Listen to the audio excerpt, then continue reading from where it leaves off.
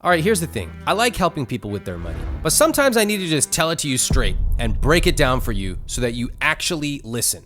Today, I'm gonna give you 12 brutally honest lessons about money that I really think you need to hear. Number one, the perfect morning routine is not gonna make you rich. Do you all understand that there's a cottage industry of people telling you all the things you should do every morning, but it becomes increasingly specific and increasingly more performative? Drink a glass of water? No! You need to infuse it with mint, but also cantaloupe, because that was discovered in an ancient ritual that was performed in caves. Guys, let's get real. Do you know how many of these things I do every single morning? In fact, let me tell you all the things I do wrong. Number one, I wake up, I scroll Instagram and Twitter for at least an hour. Then I watch Netflix in the morning. No, I don't meditate. I don't write in a gratitude journal, and I certainly don't drink 80,000 gallons of water. You decide your rich life, including your morning routine. And the real point here is to be intentional with your time. If you love waking up without an alarm clock, figure out how you can go to sleep at an hour that makes that a reality. If you want to make breakfast for your kids every morning, how can you set things up the night before? Or if you like to have a leisurely morning where you watch 2 hours of TV, you think to yourself, what can I do to make that happen? I love the idea of you crafting a meaningful morning routine for your personal rich life. I do not love the cargo cult fanaticism about random tactics. That's because the best morning routine is not about the amount of water or what time you journal. It's not about that. The best morning routine is decided the day before, the week before, and the year before by mastering the fundamentals. Number two, please, for the love of God, stop worrying about taxes. Taxes are tribal. They're one of the most politically heated topics of all. And when it comes to taxes, I've learned that people really don't like being told that what they've believed for the last 25 years is wrong. So when I share a few of these thoughts about taxes, I know a bunch of you are gonna say, unfollowing. Please, do me a favor, unfollow, click it right now. Let me tell you the truth. Number one, people think getting a tax refund is bad. In reality, it's great. Most people think that getting a tax refund is bad because they use this old chestnut. Oh, why would I give an interest-free loan to the government? Well, guess what data shows? You would have spent that money. Data actually shows that tax refunds tend to get saved or used to pay off debt. But increases in your paycheck on a weekly or monthly basis tend to get spent. So there's nothing wrong with a tax refund. Yeah, you lose a tiny bit of interest, but you're actually probably going to use it to pay off debt or save money. Good job. Tax truth number two, the US is not the most highest taxed nation in the world, not even close. Tax truth number three, people actually think it's better not to make money than to make more money for tax reasons. Again, please, for the love of God, learn what a marginal tax rate is. If you simply Google that phrase, marginal tax brackets, you will understand something that most of your friends do not understand. Let me just put it plainly. If you start earning more money and you move up tax brackets, the marginal amount or the money in the higher tax bracket is taxed at a higher rate, not the entire amount you earn. So all of you who have a little high school buddy who told you one day over drinks, oh, I decided not to take the raise because I actually would have paid more in taxes. You can now look at him and say, you're a dumb. Tax truth number four, people get really angry about how their taxes are spent, but they actually have no idea where the money goes. You hear people on Twitter all the time, we spend a ton of money on foreign aid. The reality is that out of every $100 in federal taxes you spend, about 1% goes to foreign aid, which is dramatically lower than most people think. Tax truth number five, people think rich people just use random loopholes to never pay taxes. I know about these loopholes.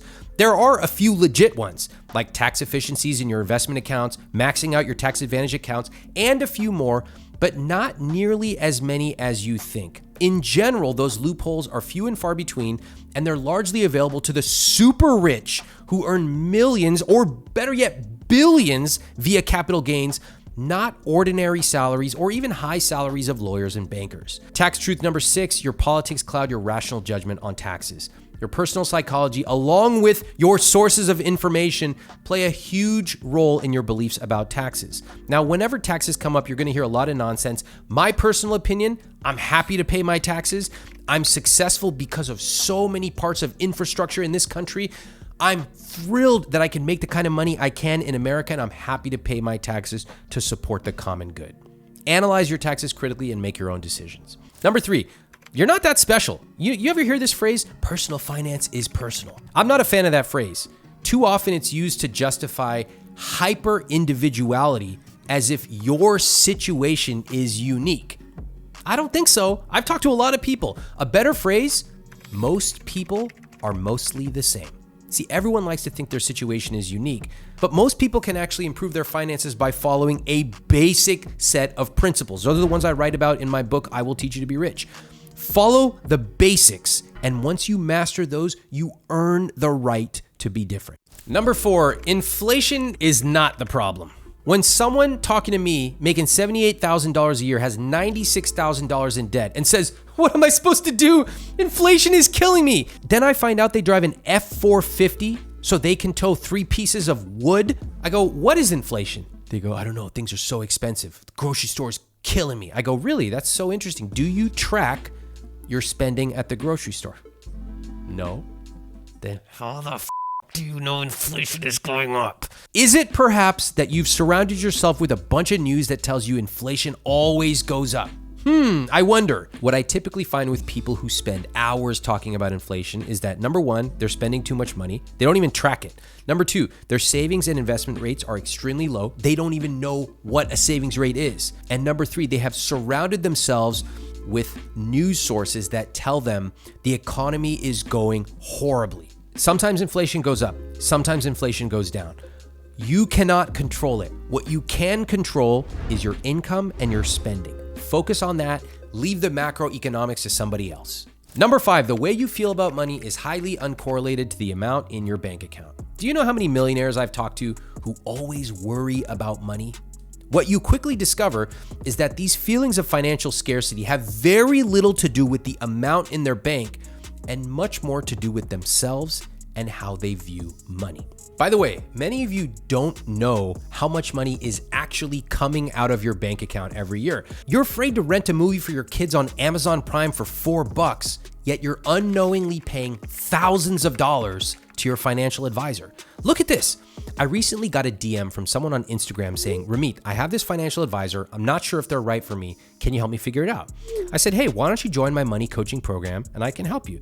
It's like $69 a month. I have a monthly group call. I do Q&A with my members." And he said, "I'm not sure if I can afford that."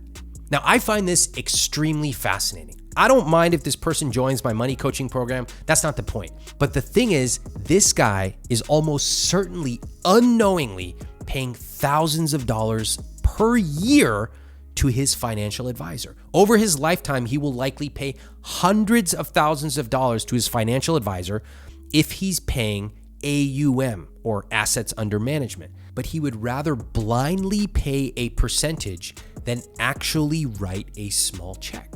This is so common. If you have a financial advisor and you're not sure what you're paying them, send them a text, send them an email. Go ahead and look up your quarterly activity statements. You will probably see right along with the activity, like transfers, dividends, etc., something like advisory fee. Now, they don't send you a bill. They don't ask you to write a check. It just comes right out of your account as a percentage of your assets, and you don't even realize it. It's designed this way so you don't even notice it. Number 6, no, you probably can't afford that truck. Of the people I talk to in financial trouble, it usually comes down to 2 things. Number 1, how much they spend on housing. And number 2, their freaking truck. I talked to Brad and Becca, who own a $50,000 truck. And to put it very plainly, if you make $115,000, you cannot afford a $50,000 truck. I asked Brad if he needs his truck for work. He goes, "No, we use it to pull our RV." Of course, you spend a bunch of money on an RV, which then forces you to spend more money to buy something that can pull it. Then I asked Brad, "How did you decide how much you can afford?" And he told me monthly payments. Guys, these are very revealing clues about being unsavvy with money. First off, buying something you can't afford. I don't care if it's your rich life, okay?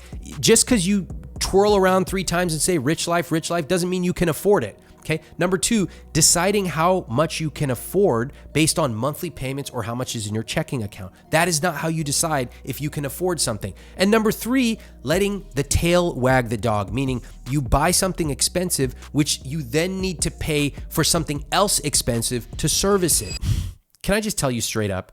To decide if you can afford something, you need to use actual numbers. Your feelings are not a valid answer for how you can decide if you can afford something. I asked people on Twitter one time, how do you decide if you can afford a $2,000 mattress? And you know what they said to me? They literally said, sleep is the most important thing in the world. I go, that is not an answer to my question about affordability.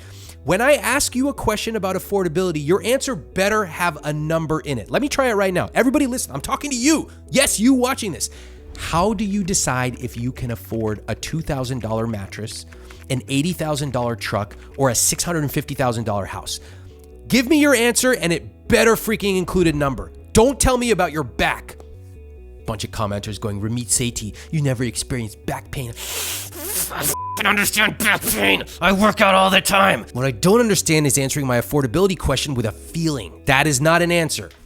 Number 2, do not confuse desire with affordability. Just because you want something doesn't mean you can afford it. Hey everybody, I want to fly off a building. Doesn't mean I can do it. Hey everybody, I want a private jet that I can fly 18 people to Europe. Just because I want it doesn't mean I can afford it. Same thing for anything you're considering. You better run your numbers. Am I supposed to be being nice in this video? Number 7, no, your handbag is not an investment. I've never heard one person admit that their money dial is status, but I've heard lots of people buy Teslas, Chanel bags, and houses where the math simply does not pencil out. Now listen, the solution is not to stop buying these. It's to be honest about what's important to you and to run the numbers before you buy. Do you know how many people love to say certain things they buy are an investment? Let me tell you what they say. Handbags, personal trainer is an investment, face cream is an investment, expensive apartment is an investment in my mental health, my sheets are an investment in my sleep. Hey guys, when I stay in a Ritz-Carlton, that's an investment because I can set the AC at 64 degrees and therefore the hair on my arm doesn't stand up and therefore I close a multi-million-dollar deal. Do you see how absurd that sounds? None of those are investments. I have a personal trainer. That's not an investment. That's a luxury. A handbag that costs $2,000, $3,000. That's a luxury. It's okay to buy luxuries. If you can afford it and you want it, buy it. But please don't try to justify a luxury purchase as an investment. An investment has a very specific definition. It is something that can produce a financial ROI. Otherwise, we end up justifying every little thing. Hey, this pen is an investment because I wrote something that once made me $200,000. This is not a freaking investment. That's a pen I bought from Japan because I love it, and now I'll never find that pen again. Number 8, some of you really need to learn how home renovations work. I'd just like to send a gentle hello to everyone because I recently learned from a lot of Twitter commenters that according to them, home renovations are always profitable and also they build equity. As a result, I decided to spend $250,000 renovating my bathroom, which is surely a good investment. Do you freaks understand that just because you renovate something, it does not mean you're going to make more money? Do you further understand that most home renovations lose money? Yes, I'm going to say it again because it's like I just told you, the sky is green.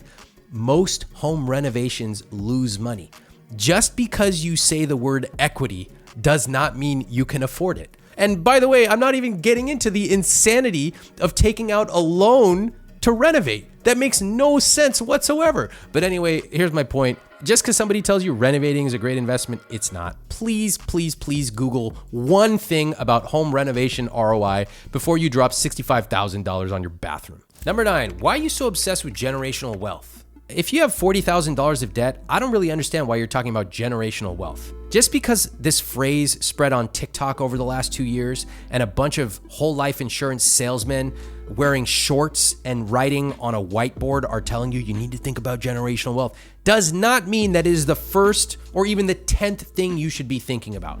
If you have credit card debt, why are you thinking about generational wealth? Pay off the debt first. If you have credit card debt, if you can't afford your housing, if your investment rate is lower than 3%, it makes no sense to talk about generational wealth. That's like skinny Ramit, age 22, walking into Gold's Gym in Venice and saying, hey y'all, I'm thinking, should I go for my first squat at 415 or 505? What do y'all think? They're like, maybe you shouldn't be thinking about this. Maybe you should just get on the treadmill and lift a couple weights. What do you say? Generational wealth spreads because it is something that people idolize the rich for doing. We love the idea of providing generational wealth to our children for a couple of reasons. One, yes, everybody loves to help their kids. I have no problem with that. Number two, it's something that the rich do. So it's a coded way of us saying, I'm rich without having to say it. And third, it provides a shield for us to politically correctly say, I want to make a ton of money. Not because I want to rent a yacht in Greece, not because I want to buy fine Italian cashmere, but no. Selfless me, I want to provide generational wealth. Okay, listen, generational wealth comes in lots of forms. It's not just about writing a fat check to your kids. It's about talking to your kids about money. You can pass generational wealth on without giving them a single dollar. That's what my parents did. They passed on generational wealth to my siblings and to me. They did not give us a huge check, but they taught us how to save, how to prioritize, how to invest. My dad helped me open up an IRA when I was a teenager. That's generational wealth.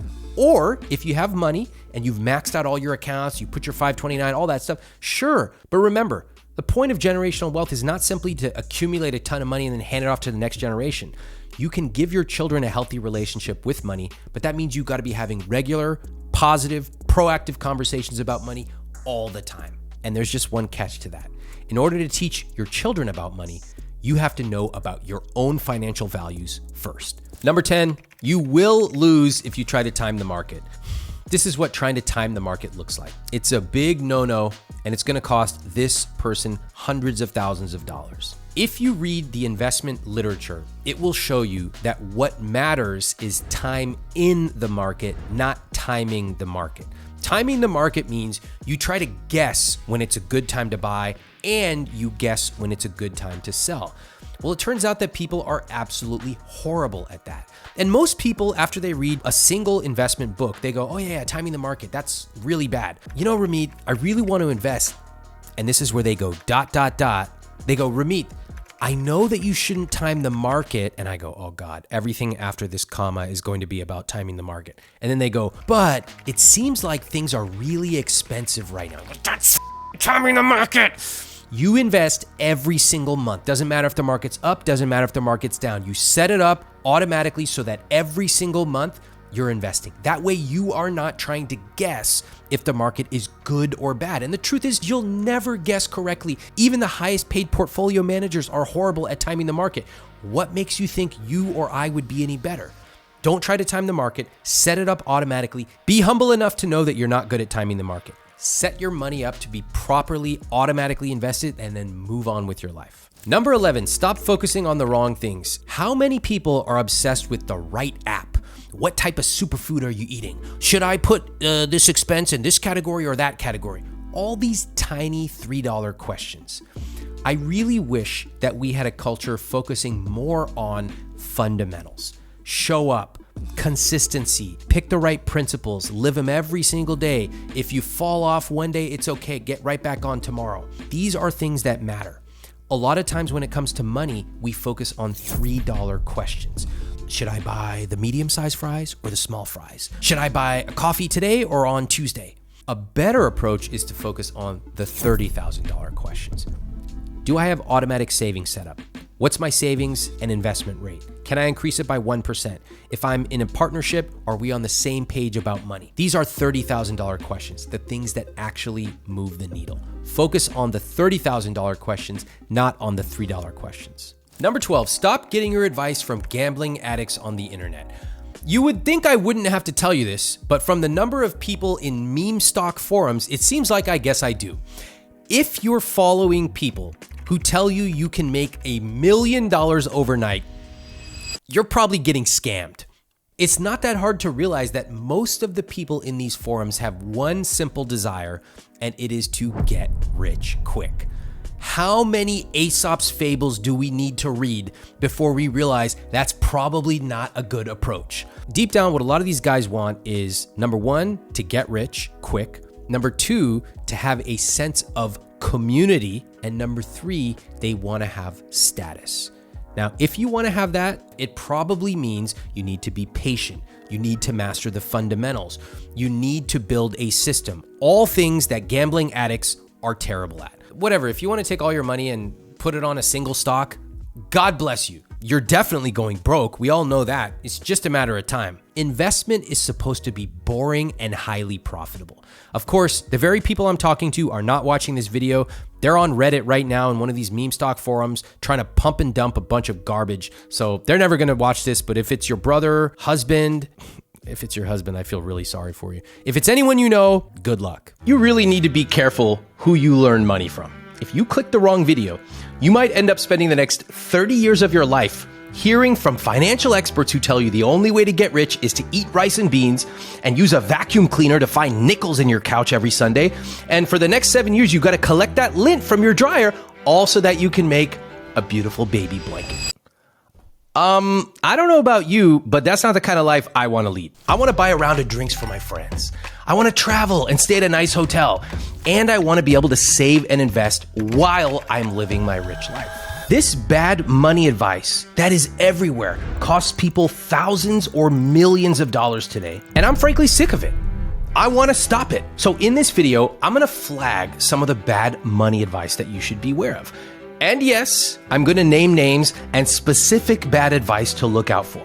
I'll break this video down into 3 parts: the problems with the bad advice, how to spot it, and then who you can actually trust. So let's get right into it, starting with bad money advice that you should watch out for. Now, popular financial personality Dave Ramsey recently casually told people that they can safely withdraw 8% of their portfolio every year during retirement.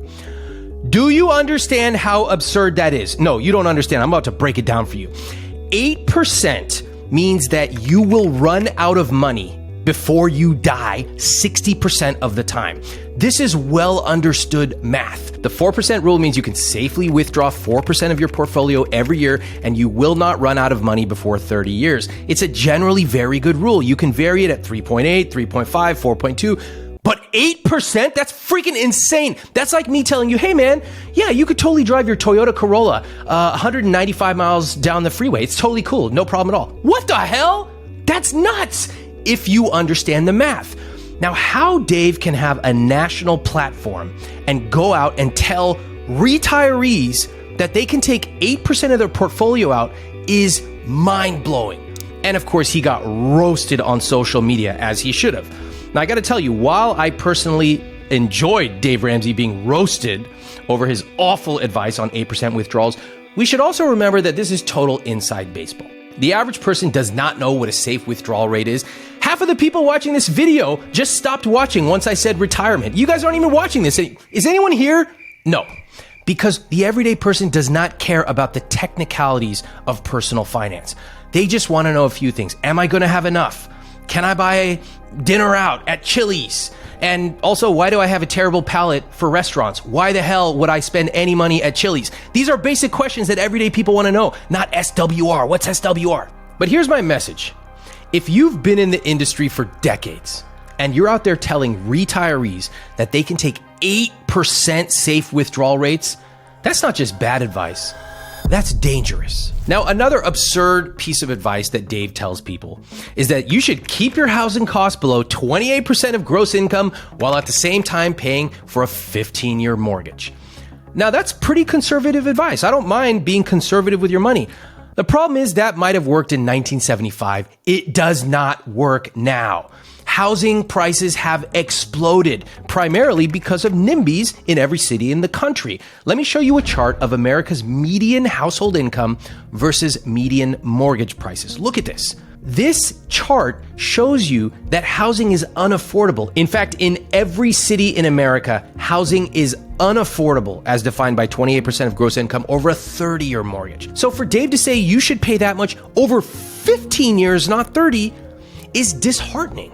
It's also unrealistic. The average person in their 20s, 30s, even 40s finds that incredibly difficult. Now, I don't mind conservative advice, but we need to adapt with the times. We need to show people that, hey, sometimes it's better to rent. Of course, Dave might not want to do that because he's making money from lead gen to realtors. But we need to show people sometimes it's better to rent. Sometimes it's better to own. Sometimes you need to consider all your options instead of being shoehorned into advice that would have worked in 1984.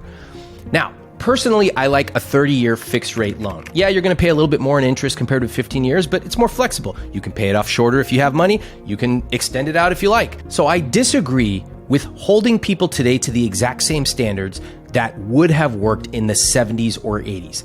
Times have changed. Housing costs are way up. Healthcare costs are way up. Incomes have changed, and we need to account for that when we make our recommendations. Now, I will say this. If you live in the Midwest, if you have a credit card spending problem, if you need discipline with your spending, I actually think you should listen to Dave. I think he's very good at helping people buckle down with debt. Or if you want to believe that you can, quote, easily get 12% returns in the market. If you want to follow someone who runs a company where they do spousal interviews. If you want to follow someone who downplays COVID, minimizes masks, pulls out a gun during a work meeting, and tells employees that, quote, sex outside marriage is wrong, well, then you know who to follow. Just don't think that an 8% safe withdrawal rate is realistic. Now, let's talk about Kevin O'Leary. You've seen him on Shark Tank. He gives a lot of advice to people in the press, talking about you shouldn't spend that much on weddings. Oh, I would never buy coffee outside. I'm a humble guy. What makes me mad is the totally absurd advice that Kevin gives in the press, specifically where he blames young people doing that old Gen Z, Gen Y thing of, oh my God, it's avocado toast. It's really all their fault. He will literally tell people not to buy coffee, not to spend anything on a wedding, and he's literally wearing $6,000 plus custom Tom Ford suits. Look it up in the press. You know, I have a simple rule. Maybe it's just me, little old me, but maybe we can all agree that you shouldn't take advice about cutting back on $3 expenses from a guy wearing $6,000 suits, period.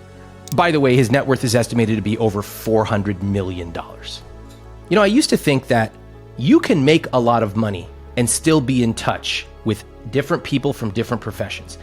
And then I saw people like Kevin making the most outlandish claims on earth and then going like this, yeah, nailed it. What the f***, man? How are you going to tell the everyday person don't buy $3, $5 coffee and you literally have a silk cashmere suit on? In what universe am I living in? Oh, Kevin, by the way, mention to everybody that you were paid $15 million by FTX to be a spokesman for that failed crypto exchange. Oh, I notice you don't like to talk about that too much in the press anymore, huh? What happened to that, Kevin? Any ideas? I've been in business for 20 years, and I'll just tell you right up front, you never saw me promote a crypto scam. Why is that? You never saw me telling people, take the one joy you have in the morning, something that represents essentially no effect on your overall financial picture, and stop it. Why is that? Why is that? Maybe it's because I actually understand how human psychology works. Or maybe I just want to be intellectually honest and tell you, look, if you want to buy the coffee, get the coffee. That's not going to make a big difference. But make sure that you are investing in low-cost, long-term funds. Make sure that you have automatic savings and automatic investing set up. Make sure that you have a system so you can spend less than 1 hour a month on your personal finances, but also hit your rich life goals. Yes, you can live a rich life today and a richer life tomorrow, but you need to make sure that you're doing two things. Number one, know your numbers. Number two, master your money psychology. You do those things and you will live a very rich life. Kevin, what the f***, man? Stop this shit. Stop telling people they can't afford a coffee or a wedding and start focusing on the way that you actually made money, which you and I both know is not grinding your own coffee every morning. Nobody gets $400 million by doing that. Thank you very much. Moving on now to Robert Kiyosaki, who wrote the book Rich Dad, Poor Dad. Now, I want to say this. Chapter 1 of Rich Dad, Poor Dad is actually really good. It focuses on a different way to think about money. In other words, making your money work for you. And personally, that first chapter I think is pure magic. I would encourage you to read it. But after you finish reading that first chapter, immediately stop. Don't even look at the first word of chapter 2.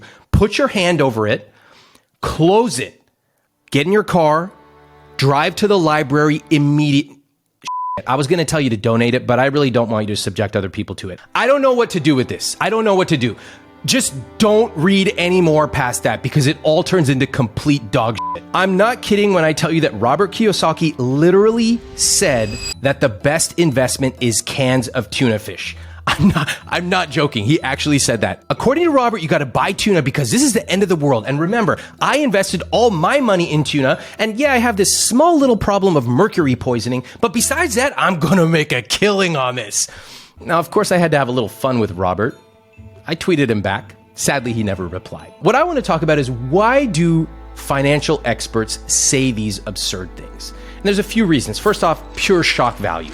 They are addicted to the algorithm, so they start saying increasingly absurd things. Second, some of them start to be increasingly contrarian. Now, there's nothing wrong with being contrarian. You just need to be right. But once they taste the feeling of being contrarian, many people become addicted to it. And that's why you see them doing things that are just plainly wrong. And honestly, a lot of them get sucked into their own right-wing echo chamber, and they start believing that because they made it, everyone should be able to make it to the same level they did. They completely discount the fact that they were born to usually two parents, supported by clean air in America, roads, and enough food, and so on. I always told myself, the more money I make, the more real I'm going to keep it. That means acknowledging that I was lucky to be born in America to two educated parents. I was lucky to have the chance to go to public school and then to go to college. I was lucky to be able to have all these things. Yeah, I worked hard, of course, but I was also set up in a way to succeed. All right, so Robert, just two questions. First, why are you posting all this weird shit on Twitter? Like, what happened, man? And second, what happened between chapter 1 and chapter 2 of Rich Dad? That's all I want to know. Hit me up. Just let me know the answer to my two questions. I'm good. Now, what should you look out for when you are researching these experts? Well, that brings me to part 2, red flags to look out for. Let me tell you exactly what red flags to look out for. But first, what about me? What about my red flags? Of course I have them. If you don't like a charming Indian guy with a taste for habaneros and ironing clothes who went through his own fitness transformation, you should probably stop watching this video right now. Definitely do not click follow and subscribe, because that's what you're going to get. Now, there are other things people accuse me of. For example, I love comments from people who say, Ramit, you got rich writing a book on how to get rich. Let me just respond to this once and for all. First off, I make about $1 per book. Now, trust me, there are much easier ways for me to make money. Second, if you genuinely believe that you can get rich writing a book about getting rich, you should do it. Please, I will even buy your first copy. I promise you. Please, please, please try to do it. So you want to know the real red flags? Let me tell you 3 you should look out for. Red flag number 1, someone who's cagey about how they make money. They should be very direct with you on how they make money. Let me tell you how I make money. Over 30 years, I've consistently invested in low-cost, long-term index funds. I started investing when I was a teenager. My dad helped me open up a custodial IRA account. This is exactly what I teach in my book, I Will Teach You to Be Rich. I didn't grow up wealthy. I'm the son of immigrant parents. I applied for scholarships to attend college, and I started my business out of my dorm room. Now, over the years, as my business grew and my earnings increased, I also kept increasing how much I was investing. Now, that's not a sexy answer. So people don't really want to believe it. Ramit, how'd you get so rich? How do you travel like that? Well, the answer is I started investing a long time ago. I let it cook for decades, and I keep on investing. That's life. I don't keep any of that secret. But if someone you're following does, if they're reluctant to provide details on how they made their money, that's a bit of a red flag. Red flag number 2, percentage-based fees for financial advice. Any of these sound like you? I don't have time to invest. I don't understand investing. Money's not for me. Why don't I just pay a financial advisor to do it for me? First of all, there are tons of specific great books on how to invest. I cover it in my book, I Will Teach You to Be Rich. I have a video right here on YouTube. Just search for I've made millions of people rich. Here's my playbook to find the video. Second, that 1% fee. Do you know how much it will cost you? Take a look at this chart. It's important to know that financial experts are often no better at getting investment returns than amateurs, meaning you, right here watching this, can essentially get the same returns as a fancy Wall Street portfolio manager if you invest in low-cost, long-term index funds and you let it ride. Chapter 6, I have all the research in my book to show you exactly this. I'll give you an example right now. Putnam Investments studied the performance of the S&P 500 over 15 years, and during that time, the annualized return was 7.7%. They noticed something amazing. During that 15-year period, if you missed the 10 best days of investing, your return would have dropped from 7.7% to 2.96%. And if you missed the 30 best days over 15 years, your returns would have dropped to negative 2.47%. What does this mean? It means that a few days over a huge period of time have everything to do with how much money you will make. But here's the catch. Nobody knows what those days are. Nobody. Not me, not you, not anybody on Wall Street. Nobody knows. That's why the key is to keep investing. Every month, automatically, just like I show you in my book and in my automation system. Let me give you the actual dollar values. If you'd invested $10,000 and kept your money in the market over those 15 years, you'd end up with just over $30,000. If you missed the 10 best investing days, which again, nobody knows what they would be, you'd end up with $15,000. And if you missed the 30 best investing days, you'd end up with $6,873. That's less than you began with. This math is startling. It makes you wonder about the certainty of experts who say it's obvious the market's going down. We got to retrench. We got to take profits. Ignore them. It may feel good to try to predict where the market's going to go, but candidly, when it comes to investing, your feelings will lead you astray. You know what kind of feelings I have when I look at my investment portfolio? It feels like I'm looking at concrete. Oh, wow, concrete. Oh, portfolio. There it is. Close. I don't even log in that often. That's how you should be treating your portfolio. Now, the vast majority of you can earn more than the so-called experts by investing on your own. No financial advisor, no fund manager, just automatic investments in low-cost funds. Now, if you still want to hire a financial advisor, fantastic. Make sure that you are paying a flat rate or an hourly fee. And remember, financial advisors can provide some really good behavioral coaching, especially when the market goes down, but don't pay a percentage-based fee. Red flag number 3, says one thing, does another. Now, if your so-called financial expert is running around telling everyone they can double your returns if you follow their advice, but then their company files for bankruptcy, as certain financial experts companies have, that should alarm you. A good financial expert will know how to run their numbers. They will know how to plan and manage risk. And they might not always get it right. Nobody does. But there shouldn't be any huge flashing red lights going off. Now, again, remember, things happen, markets change. I don't mind that some businesses have tough times. I've had tough times in my business. But we don't want people promising unrealistic returns. Somebody out there, I've seen these guys on TikTok, oh, do this thing. I only work 5 hours a week. I make $10 million. Not true. You're not going to do it. I could tell. I'm looking at these guys. I'm like, the nicest meal they ever had was Red Robin. These guys don't earn $10 million a year. I once had a guy DM me on Instagram and tell me he could give me financial coaching. Of course, I was like, okay, tell me what you got. He tells me he's running a business and it makes $10 million a month. Let me say that again, $10 million a month. That's over a $100 million business. Now, I was looking at his Instagram page because you know I had to roast this guy. He's sitting in a little backyard. You know, like those starter homes that have the little patch of grass for your dog and like 1 or 2 of the slats are missing. And I'm sitting there looking at him going, nobody who makes $100 million a year has that fence. And I know that because that's the fence I grew up with. And we didn't have anywhere near $100 million. So little buddy who's telling me you make $10 million a month, you and I know you're b***ing. You should have a healthy distrust of anyone who says they have all the answers. Google them. Look at their photos. Do they follow their own advice? Do they represent how you want to live your life? Are they always solo taking pictures on a boat? Are they with their family or friends? When they talk about stuff, how do they talk? Are they respectful of people who have less money than them? Are they understanding that not everyone can start a successful business?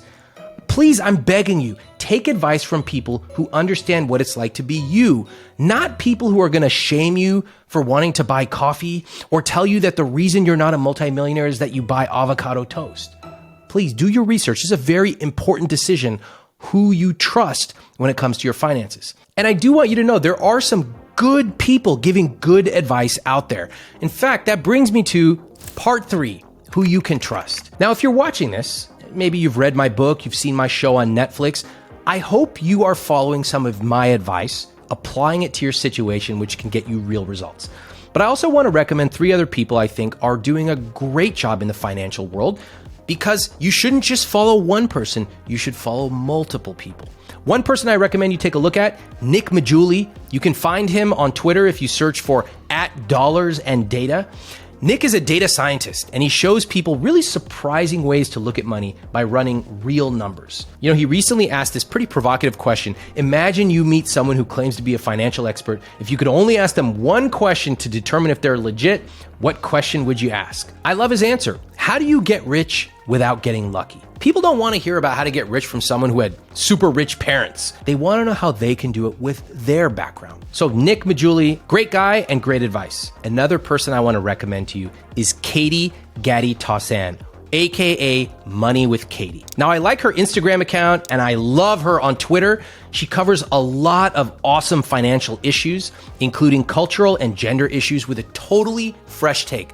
And I really enjoyed being a guest on her podcast, which I would encourage you to listen to. Finally, I also recommend Tiffany Aliche, aka The Budgetnista. You can find her on Instagram or Twitter if you search at The Budgetnista. Tiffany has written multiple finance books, including a financial education book for children.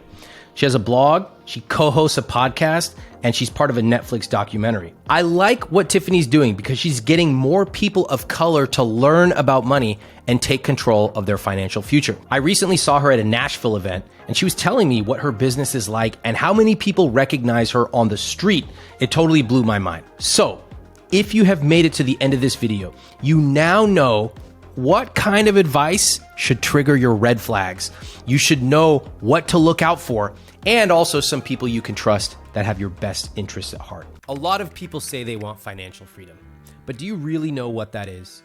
Do you really know exactly how much money you need? And do you know how to get there? I've helped millions of people radically improve their finances, and I get messages every single day telling me how they have incorporated it into their lives. So in this video, I'm gonna give you the brutally honest financial advice you need to hear if you wanna become financially free. Starting with step number 1, ask the right questions. Now, just 30 seconds into this video, you might be wondering, hey, Ramit, tell me, how much money do I need to be financially free? Is it 1 million, 5 million, 10 million? And I can tell you that you're already asking the wrong question. The truth is, no amount of money will give you financial freedom if you don't actually know what a rich life means. That is why there are so many people who become wealthy and they still chase the next dollar because they never actually asked, what is it all for? So you need to understand your personal definition of a rich life. There's no point chasing a random number without a personal reason behind it. Remember, your rich life is different than mine. That's how it should be. Unlike most people, you shouldn't just pick a number. A number itself is not very motivating, especially when things get difficult. Cell C13 is not going to keep you warm, okay? A rich life has got to be much more aspirational and personally rewarding than some number. And second, you don't even have any idea if it's the right number. Think about this instead. Imagine yourself as financially free. What does that phrase even mean to you? Does it mean being able to leave a job where you don't like or respect your boss? Does it mean being able to set limits on how much you work or potentially start a business where you can travel 2 or 3 months a year? Does it mean being able to pick up your kids every afternoon from school? You need to know what your vision of a rich life is before you start chasing money. So the first step is simply knowing what is your vision of being financially free. And the crazy thing is, this is the most important step, and yet it's the one that most people skip over. So much easier just to look at a number. A number makes me feel so good. I love numbers, are so quantitative. And in America, quantitative goals are so much better than qualitative. Humanities are such a waste of time. What the are you talking about? You have to understand what your vision is before you start chasing millions of dollars. Okay, I know I lost half of the people watching this video because they just want me to show a bunch of math and show them some razzle-dazzle calculations you can do. You all realize that money is just a small but important part of a rich life. You can make $500,000 a year or $5 million a year and not live a rich life. Alternatively, you can be a teacher. You can make the median income and you can live a very rich life. So yes, more money is going to help you live a rich life. That's obvious, but you need to understand what that rich life even is. Honestly, if you can't create a vision today for what your rich life is, it's not going to get easier in 10 years. And sometimes we hear words like create a vision, and we think it's got to be this thing we sit, watch the sunset, and sketch out the rest of our lives. That's not how it is. Sometimes a rich life can be as simple as I like this pen. I'm going to go on a pen travel journey to Japan, to Norway, and I'm going to find the very best pens. Could be as simple as my rich life starts with having an iPhone charger in every single room. But of course, being financially free is bigger than that. And that's why I'm emphasizing the importance of setting these big, beautiful goals. So to achieve financial freedom, start by defining what your rich life looks like. Think about it. What would you like to be spending more on? And what would you like to be spending less on? What would you like to be doing with your time? What will it feel like when you wake up and when you eat lunch and in the afternoon and when you're with your family or your friends? Think about that. In other words, instead of obsessing over a specific dollar amount, focus on what you truly want to get out of life and how your money can support that vision. Start by asking yourself these important questions. How many hours do I want to work each week? What do I want to feel like at different parts of the day, week, and year? How do I want to spend my time outside of work? Where do I want to live? Why do I want to live there? And how much money would I need to be able to create this vision of my rich life? Because really, financial freedom is about aligning your money with your personal goals and values. And it has to be done together. One of the biggest mistakes that people make is they say, I'm going to make a bunch of money and then I'll figure out what my rich life is. Listen up, you freaks. Would you ever say, oh, I'm going to wait until I'm 55 years old and then I'm going to make some friends? Well, some of the people watching this video probably are doing that right now. That's why you're sitting alone. And if you look at your text message, it's literally completely blank. Since 2008, you haven't received one text except for capital one saying, here's your login code 025683. You can't wait until you're 55 to make friends. Just like you can't wait until you have money to create your vision of a rich life. You've got to start now. You've got to build the muscle of envisioning that rich life, of living it, of realizing, oh my God, I actually don't care about pens. I want something else. I want a beautiful mouse. That's what my rich life is at this stage. And then you can start to develop it. Ultimately, your rich life will always be about not just what, oh, I get to buy some stuff. Fine, I love it. But also who. Who do I get to take with me? Who do I get to delight? Who do I get to surprise? And these are skills you've got to learn by doing that. Now, if you don't make your financial goals specific, you're going to end up doing what a lot of other people do, which is simply chasing this elusive number, trying to solve a hole in your soul that will never be solved by Excel, and saying, I just need another 250,000. I just need to be able to withdraw 3.2%, not 3.5% per year. Safe withdrawal, 3.2, okay, it's fine, risk. The problem is this is exactly how people get stuck in the rat race. Regret really often comes from not having a vision and from having your money be misaligned with the kind of life that you want to live. So ask the right questions. Only then can you take the practical steps towards true financial independence, which brings me to step 2. Secure your financial base. Now, you can start making steps towards financial freedom today, right now. And it doesn't matter if you make $35,000, $50,000, $400,000 a year. This principle works. You just have to adapt it for your own situation. But first, you need to secure your financial base. You need stability. And stability is not the most exciting thing when people talk about money. They'd rather talk about infinite banking. But stability is essential. I love stability. I created what's called the tripod of stability. That means 3 things are super important in my life. I need to make sure they are stable. Work, relationships, and what the hell was the third one? Oh yeah, money. That needs to be stable. What does that mean? It means that I'm spending time with my friends and family. It means that my money is invested primarily in low-cost index funds. It's automated. And that allows me to take risks in other parts of life. See, there's no financial freedom without financial security. Many of the stories that you hear seem like moonshots. This person got accepted to the NBA. This person sold their company for $55 million.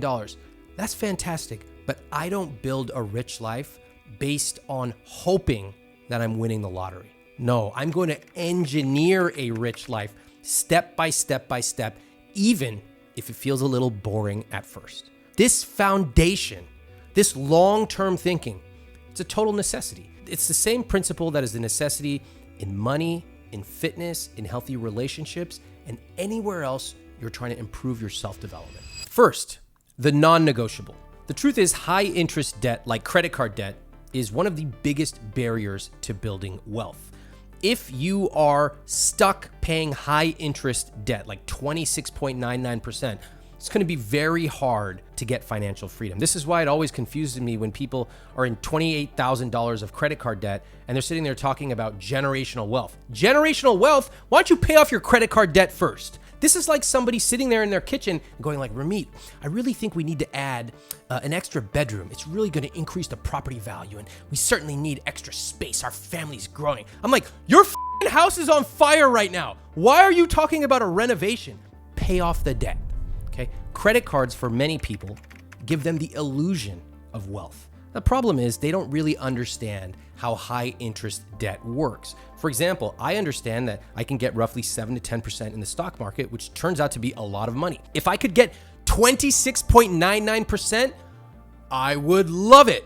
Unfortunately, I can't. Nobody can consistently over time. However, you're probably paying 26.99% if you have credit card debt. So if you have racked up any amount of credit card debt, treat it like a red alert. Pay it off as quickly and aggressively as possible. I have lots of videos on this channel that will guide you through the process. And look, it doesn't matter if you have the best investment strategy in the world. If you are drowning in high interest debt, you are stuck and your house is on fire, period. Fix it first. Next, the safety net. Once you've tackled that high interest debt, the next step is to build an emergency fund. Think of it as your financial safety net, covering 3 to 6 months of bare minimum living expenses, basically what it would take to keep the lights on. And this emergency fund is what will keep you afloat during unexpected events. For example, a job loss, medical emergencies, or unexpected car repair. Without this cushion, any financial progress you make could be wiped out in an instant. Now, you might be wondering, how do I start paying off debt or paying for an emergency fund when I don't have any money left at the end of the month? Now, this is a very good question. It's a very common situation for people. I'm not saying you have to start saving $500 a month or $1,000 a month. One of the problems that I consistently see when I look at people's finances is that they don't pay themselves first. You've heard this phrase, pay yourself first. Everybody's heard it, but almost nobody does it. Now, let me tell you what I used to do, because it was a horrible mistake. I used to sit there and work line by line by line with them. You know, somebody's at 116% fixed costs, and I would be like, okay, where do you think you can cut this? And they're like, there's literally nothing we can cut. I'm sitting there looking at a car payment of $1,200 a month. Their groceries cost $1,600 a month. Their subscriptions are $948. They're like, we really need 3 gym memberships. And I realized that doesn't work. So I started doing something entirely different. I said, this is a nice ESP. We're going to blank it out. I just zeroed the whole thing out. I'm like, you tell me you have this much money. Where do you want it to go? And what you will see is that when people are free of the very constraints they have put upon themselves, they will often allocate their money very rationally. They will put money in savings right up front. They will put money in investments right up front. They will carefully control their housing and vehicle costs, because most of us are simply dealing with our finances that have been decided months or even years ago. In other words, sometimes you just need a fresh perspective on your money. Here's another way to look at it. Instead of going by absolute numbers, I need to save $500 a month. Work with percentages.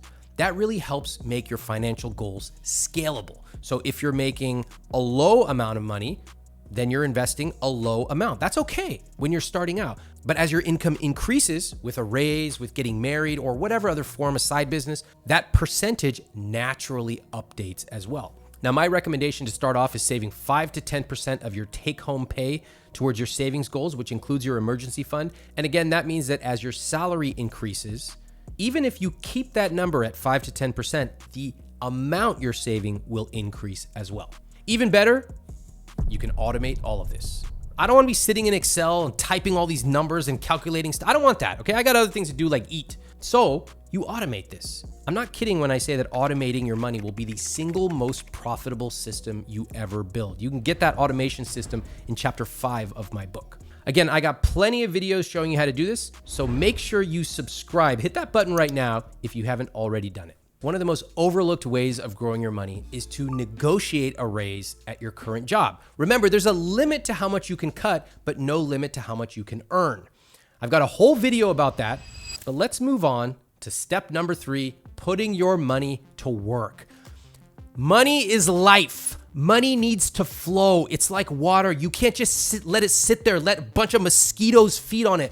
Money needs to move. And you need your money to be moving so that it's growing for you. This is something that is frequently not talked about, especially among middle class and poor people. Wealthy people constantly talk about invest your money. Don't let it sit there. Why would you let it sit all in savings? It makes no sense. So remember how we talked about saving 3 to 6 months of expenses?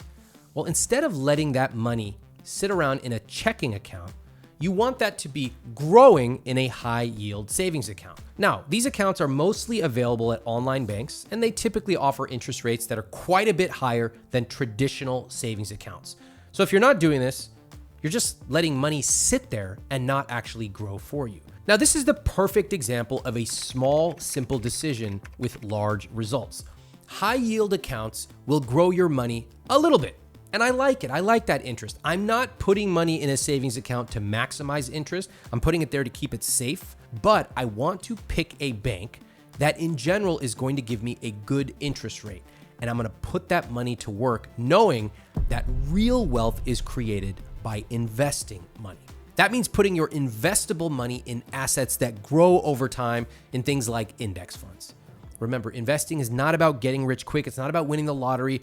It's about building true sustainable wealth over time. So if you're just starting out with investing, start with the basics. Open a retirement account like a 401k at work, contribute regularly, invest your money within that account. When my friends and family ask where they should invest their money, I explain to them the importance of a target date fund, which is a really simple way to invest your money. Now, I like target date funds because they are extremely simple. You don't need to look at PE ratios. You don't even need to rebalance your money, which nobody watching this even knows what it means. You pick one fund, you put your money in there, and you simply let it cook. The way they work is they automatically are diversified and they automatically get more conservative over time. So when you're young, they tend to be more aggressive. That's exactly how you want it. As they're older, you want them to shift a little bit to becoming more conservative. You don't want grandpa invested 99% in the S&P 500. Grandpa needs stability, okay? Grandpa can accept slightly lower returns in exchange for stability, which means, increasing the bond mix, etc. When choosing which target date funds to invest in, it's pretty simple. You simply look for the year you plan to retire. For example, if you plan to retire at 65 and you'll be 65 in 2060, you would look for a 2060 target date fund. You can find these low-cost funds at Vanguard, Fidelity, or Schwab. I personally use Vanguard, but it's totally up to you. I don't get paid for suggesting any of these companies. It's totally up to you to find a low-cost target date fund that might work for you. One other thing about cost, a lot of people mistakenly have this idea that target date funds are super expensive. Guys, that hasn't been true for many, many years. Target date funds are extremely inexpensive. Sure, they do give you slightly lower returns than investing in a pure S&P 500 index fund. But remember why? They are supposed to do that. That's by design, because over time, they become more conservative. And this is important. Most people don't even know what rebalancing is, much less do they actually rebalance their investments themselves. That means that a lot of people who started investing in their 20s or 30s, they have invested in something super aggressive, which is great. They've made a lot of money. But when the market goes down, and the market will go down, sometimes it goes down 5%, 10%, 15%, they often freak out because they see all of their investments in this one thing, the S&P 500, and they flip out and sell low. That's a bad place to be. You want to understand your risk tolerance. I don't mind that a target date fund has slightly lower returns for my family, for example, knowing that it automatically handles rebalancing or becoming more conservative over time. All that to say, all you have to worry about is putting as much money as possible and letting it automatically diversify and grow. And over time, compound interest will do its magic. Now, if you want even higher returns, and if you are a huge freaking nerd who wants to spend the next 40 years rebalancing your own portfolio, knowing that research shows you will not do this effectively or efficiently, that's totally up to you. You can choose your own index funds. Now let's talk about index funds, and I want to pay some respect to David Swensen, who was one of my investing heroes. He was a legendary investor, chief investment officer at Yale University for over 35 years. Basically, he was the man. He pioneered multiple techniques for investing university endowments, And he also wrote a book on individual investors. Now, the funniest thing is he had access to the best managers, the best investors in the world. So he did a lot of alternative investing at Yale. But when it comes to individual investors, you and me, he basically said, you ought to pick some index funds. He literally said, you will never have access to the same resources that I do. I have full-time, highly compensated investment professionals whose only job it is to source the single best investments and track it. I'm talking about percentage points of his asset allocation. Meanwhile, I have some guy in freaking Kentucky who's always telling me, Ramit, I can beat the market. It's not that hard. You just have to do your own research. I'm like, do you understand that high frequency traders literally move their offices and their fiber so that they can be 1 millisecond closer to the exchange? And as I'm saying this, the guy has no idea. He's got a bagel in his mouth. He has no idea what I'm talking about. I'm like, you have literally no chance of outperforming professional investors like David Swensen and his team. That would be like me, Ramit Sethi, author of I Will Teach You to Be Rich, walking up to an NBA game and being like, listen up, you jabronis. I'm going to show you how to sink 3-point shots. What's his name? Steph Curry? Move out of the way. I got this. Do you realize how absurd that is? I don't even know the guy's name. He's the best 3-point shooter of all time. I don't even know his name. And I'm like, hey guys, let me go ahead and show you how this works. That's what individual investors do when they talk about beating the market. So just stop, okay? Just freaking stop. All right, now let me go back to David Swensen for a second. Some people want to know, hey, I'm probably going to invest in a target date fund, but can you just explain how I would construct my own portfolio, okay? Most people candidly should not do this. I'm going to show you why, because it gets complicated. But I want you to understand the theory. I don't want to hide anything from you. I want you to understand what goes into a well-diversified portfolio. So here's David Swensen's recommendations. He recommended for an individual investor 30% domestic equities, 15% developed world international equities. Those are from developed foreign countries like the UK, Germany, France, etc. 5% emerging market equities. That would be like China, India, Brazil, etc. 20% real estate investment trusts, REITs. 15% government bonds. Those are predictable, balanced risk. And 15% TIPS or treasury inflation protected securities. You can see this is a well-diversified individual portfolio. Is it the best? Now, there is no such thing as the best, okay? It's like saying, is that the best workout? Depends on what your goals are. But we can see that in this Swensen allocation, no single choice represents an overwhelming part of the portfolio. That means his asset allocation, the way he allocates assets, is automatically diversified. Now, the coolest thing about this asset allocation is that you can actually reduce your risk while maintaining an equivalent return. This is about the only example of a free lunch in personal finance, diversification. You can also see why this is probably not a good idea for most individual investors to choose. Consider that, what if your international equities suddenly grow from X% to Y%? Now you need to rebalance your entire portfolio. Are you going to be monitoring your investment portfolio? Are you going to sell your winners? Or are you going to take the money you contribute to your asset allocation and put it into different assets? It becomes very complicated. I'm not saying this to scare you. There are a few people who want to do it on their own. I don't mind that, but I am showing you what it takes to do portfolio construction. And this is frankly just scratching the surface. This is really simple stuff. It goes way, way, way deeper. Now, whatever option you choose, a single target date fund, buying your own index funds, or God forbid, picking individual stocks. Don't do that. Just don't pick individual stocks, okay? You're going to lose money. Remember that investing is not a race. You don't need a perfect asset allocation tomorrow. Here's what I want you to take away from that David Swensen asset allocation example. First off, asset allocation is important. It matters far more than how much you spend on groceries or coffee for your entire life. Second, this is quite technical stuff. If you want to spend the next 15 years of your life learning about asset allocation, you can. In fact, you could go on one sliver of that pie chart and spend a lifetime learning about it. But there are some 80-20 benefits you can get. A target date fund, in my opinion, is one of those 80-20 benefits.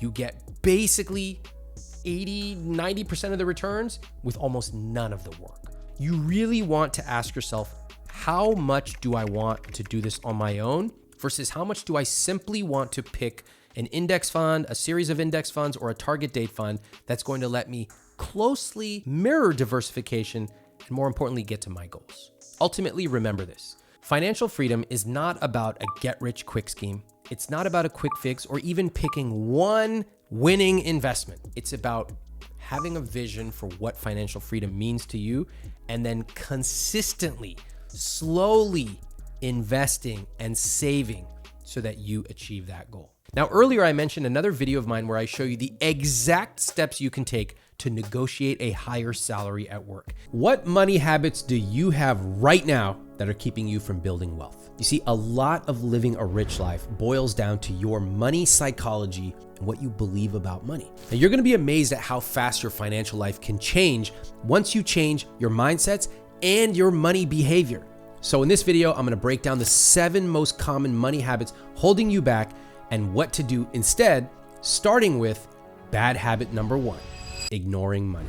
This is one of the worst financial decisions you can make, and I'm not exaggerating, because most of us ignore the critical fires happening in our financial life. Whether it's ignoring your credit card debt or simply not investing because you're waiting for someday to start investing, inaction is costing you dearly, and someday will not lead to your rich life. For example, if you have credit card debt, my wish for you is that you create a debt payoff plan so you know the exact month and year that your debt will be gone. It feels so good to know, even if it's 3 years or 30 years, it feels so good to know exactly when there's going to be a light at the end of the tunnel. Remember, most credit cards charge 22, 26, even 28% interest rates. So paying off these credit cards aggressively, even with an extra $100 a month, can shave off months, sometimes years of your debt. And it's not just credit card debt, it's also investing. My wish for you is that you take 5 to 10% of your income minimum and set up automatic investing. That is where true wealth is created. And too many of us focus on cutting back on $5 coffees while ignoring how much we could be making by investing. So whatever you do, please do not put your head in the sand and ignore your finances. If you're watching this video, that's already a step in the right direction.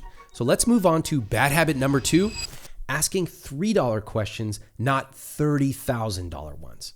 I see so many people who are stressed about money, and their reaction is to try to cut back a little bit in every single area of life. They follow this financial advice. Cut back on your lattes, cut back on the amount of lettuce you buy, cut back on how many rubber bands you buy. It's a horrible way to live, and it actually does not really change your finances whatsoever over the long term. If this sounds like you, if you are obsessed and agonize over $3 questions, there is a better way. I want you to focus on the areas that will make you the biggest impact, what I call the big wins. And there are a few big wins in life where if you simply get those right, you almost never have to worry about the small things. Those 5 to 10 big wins are worth way more than all the next 50 little things you can do. So what are the big wins in your financial life? Well, first, investment fees. A lot of people have a financial advisor and they don't even know how much that advisor costs. If your advisor is charging you 1% AUM or assets under management, that means that you're losing about 28% of your lifetime returns in fees. That is a lot of money, tens of thousands of dollars, sometimes hundreds of thousands of dollars. So investment fees are one area where you can achieve a big win. Next up, negotiating your salary. A lot of people simply take what's given to them. They never negotiate. Now, if you negotiate one single $5,000 raise in your 20s, that can be worth hundreds of thousands of dollars over your lifetime. But that can be true in your 30s, 40s, and beyond. You can take part of that money and invest it. You can take the rest of it and spend it on something you love. My point to you is I want you to stop thinking about $3 questions and really start thinking about $30,000 questions. These are the questions like paying off your debt aggressively that pay huge. And once you get those right, you never need to worry about $3 questions anymore. Next up, bad habit number 3, playing defense with your money. I get emails from people who are worried about what the Fed is going to do. Is my investment going to return 7% or 7.1%? What do you think about it? I go, you can't control this. So why are you worrying about it? And what's even worse, because they spend time worrying about things that are uncontrollable, they neglect things that they actually can influence. One of the major red flags I see from warriors is they log into their accounts daily. Oh, I need to check, make sure my bills got paid. Oh, did this happen? What about that? What's the market say? The Fed? What are you saying? Stop it. I don't even have financial apps on my phone, and you shouldn't either. What reason is there to be logging into your accounts every day? If you've set your money up automatically, you don't need to do that. What this tells me, if someone has an app that they log into every day, is number one, they don't feel in control of their money. Number two, they don't have a financial system in place. And number three, most importantly, they are obsessed with the minutia. They're playing small and they're playing defense with their money. To tell you the blunt truth, checking your bills every single day is not going to lead to your rich life. That is too small for you to be focusing on, and frankly, a computer can do that better than you ever could. And I simply reject the premise that money is something you should feel bad about or stressed about every single day. That's not the point of money. Yes, you should save and invest and pay off your debt, but yes, you should also use your money to live a rich life today, guilt-free. And to do that, you have to play offense with your money. When you have a proper financial system, there is no reason to log into your accounts daily. Which brings me to bad habit number 4, following invisible scripts. Invisible scripts are beliefs that are so deeply embedded in us that we don't even realize they guide our attitude or behaviors. And over time, these scripts can become dangerous psychological traps that hold us back. Let me show you an example of an invisible script. In America, you should buy a house because you're throwing money away on rent. That's an invisible script. We grow up hearing it from everyone, movies, TV shows, and we start to believe it over time. Is it true? Maybe, maybe not. On my podcast, I'll ask couples, what do you remember your family saying about money when you grew up? And you know one of the most common things they say? Their parents told them, we can't afford it. Now think of it. Fast forward 30 years later, you get a great job, you start investing money, and you cannot figure out why you still feel so guilty about buying a coffee. Now most people never make the connection between what they grew up with and how they feel about money decades later. That's why I call them invisible scripts. So the next time you have a negative reaction to money, write down your money belief. Acknowledge them, even interrogate your own beliefs. Why do I believe this? What if I did the opposite? Who do I admire? How would they think about this? And then decide, what scripts do I want to follow? And what scripts do I want to reinvent for the next chapter of my life? By the way, here are a couple of other common invisible scripts that many people grew up with. We don't talk about money. Well, how can you expect to get ahead if you're not actually talking about money? What's really going on with this invisible script is that people think money is a source of stress, overwhelm, guilt, and anxiety. So they want to deny talking about it. Well, I don't. I think money is a source of adventure and spontaneity and possibility. Of course I want to talk about it. Yes, I want to build some skills and learn how to set my accounts up and invest. But of course I want to talk about money. It's what helps me live my rich life. Next, investing is only for rich people, not people like us. Wrong. The way that you get wealthy is by investing. This is so common, especially with people who were never exposed to investing. And it drives me crazy because I want everybody to have access to the greatest wealth creator in history, the stock market. So even if you've got an entry-level income, even if you can only invest $20 a month, it's still meaningful, and that is how you get started. So you can literally change your life by spending one day setting up automatic investments. That means you can start to actually live your rich life and not worry about money for the next 20 years. Next up, bad habit number 5, having generic goals. You know, when I ask people, what is your rich life? 90% of the people have the same answer. They go like this: I want to do what I want when I want. And then they just wait. They wait for me to applaud. Oh my God. Did you say you want to do what you want when you want? That's so original. And then I go like this: what do you want? They never thought about it. They spend 50 years working 8+ hours a day, agonizing over money, feeling guilty over money, thinking about money. And I go, what do you want to do? What's the point of all this? Why are you spending your entire life working to accumulate money and save money and spend money, and you never even sat down to answer a single question? What do you want to do with your money? Nobody trips and falls into a rich life. If you want to live your rich life, which is going to be different than mine and everyone else's, you have to design it, okay? Other common goals I see people make time and time again. I want to get healthy, means nothing. I want to pay off my debt, means nothing because you didn't tell me how much and when and the exact month and year it will be paid off. I want to find a new job. Okay, I want to fly. Just saying it doesn't make it happen. Let me break it down for you. Setting generic goals can actually be worse than not setting a goal at all, because people go through the effort of saying, I want to get healthy.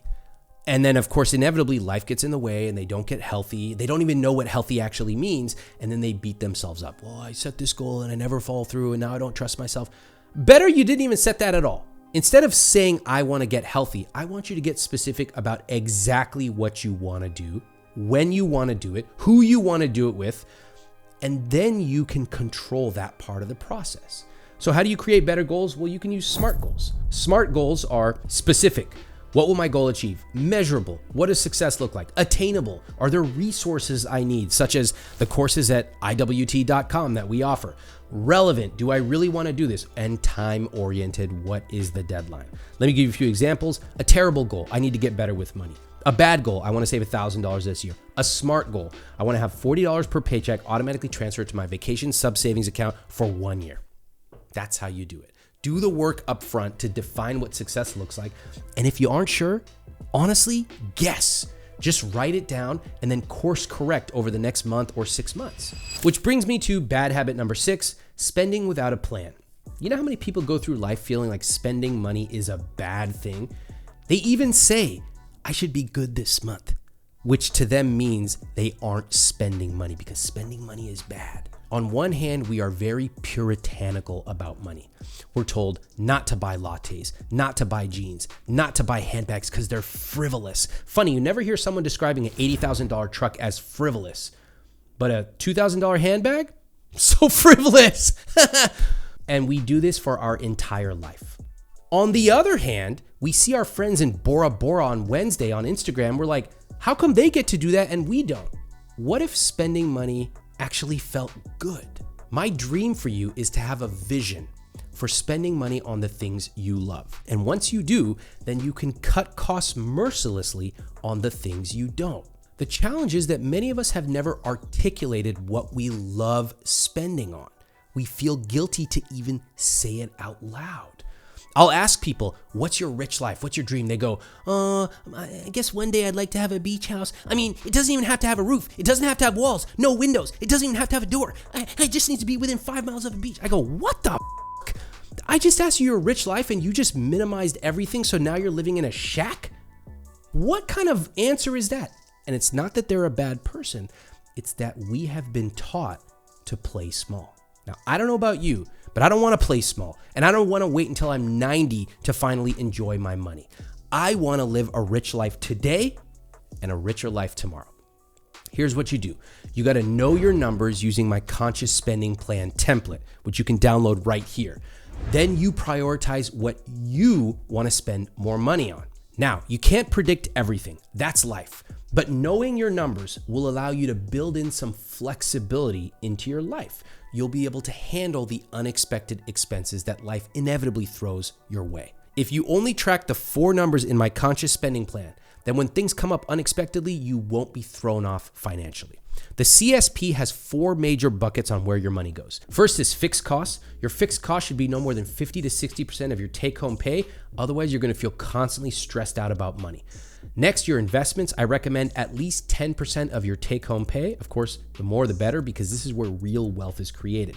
Next, your savings. This is 5 to 10% of your take-home pay minimum. This is for an emergency fund and expenses that you're going to have in roughly 1 to 3 years. And finally, my favorite one of all, guilt-free spending.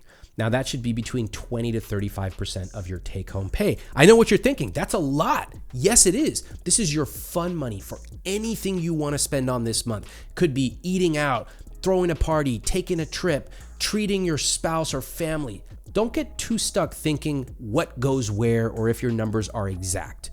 My suggestion, estimate it, implement the plan, and you can adjust as needed. Now, if you follow the conscious spending plan, you're going to be saving automatically every month, investing automatically every month, and best of all, spending money with intention. All right, I have one more money habit left. But before we get to that, if you're not already subscribed to my channel, go ahead and do that for me really quick. And now, bad habit number 7, having a scarcity mindset. Have you ever said one of these phrases? I'm never going to be able to afford that. That's a waste of money. I don't need to spend on things like that. If you've said any of those phrases, you may find it difficult to spend money on yourself. And if so, a good place to start is to look at your numbers to know why you are feeling that way. Sometimes you're right. If you have a huge amount of credit card debt, you probably shouldn't be staying at an ultra luxury hotel. If your fixed costs exceed 60% of your take-home pay, yeah, you probably cannot afford that new car, okay? But in other cases, it's a scarcity mindset.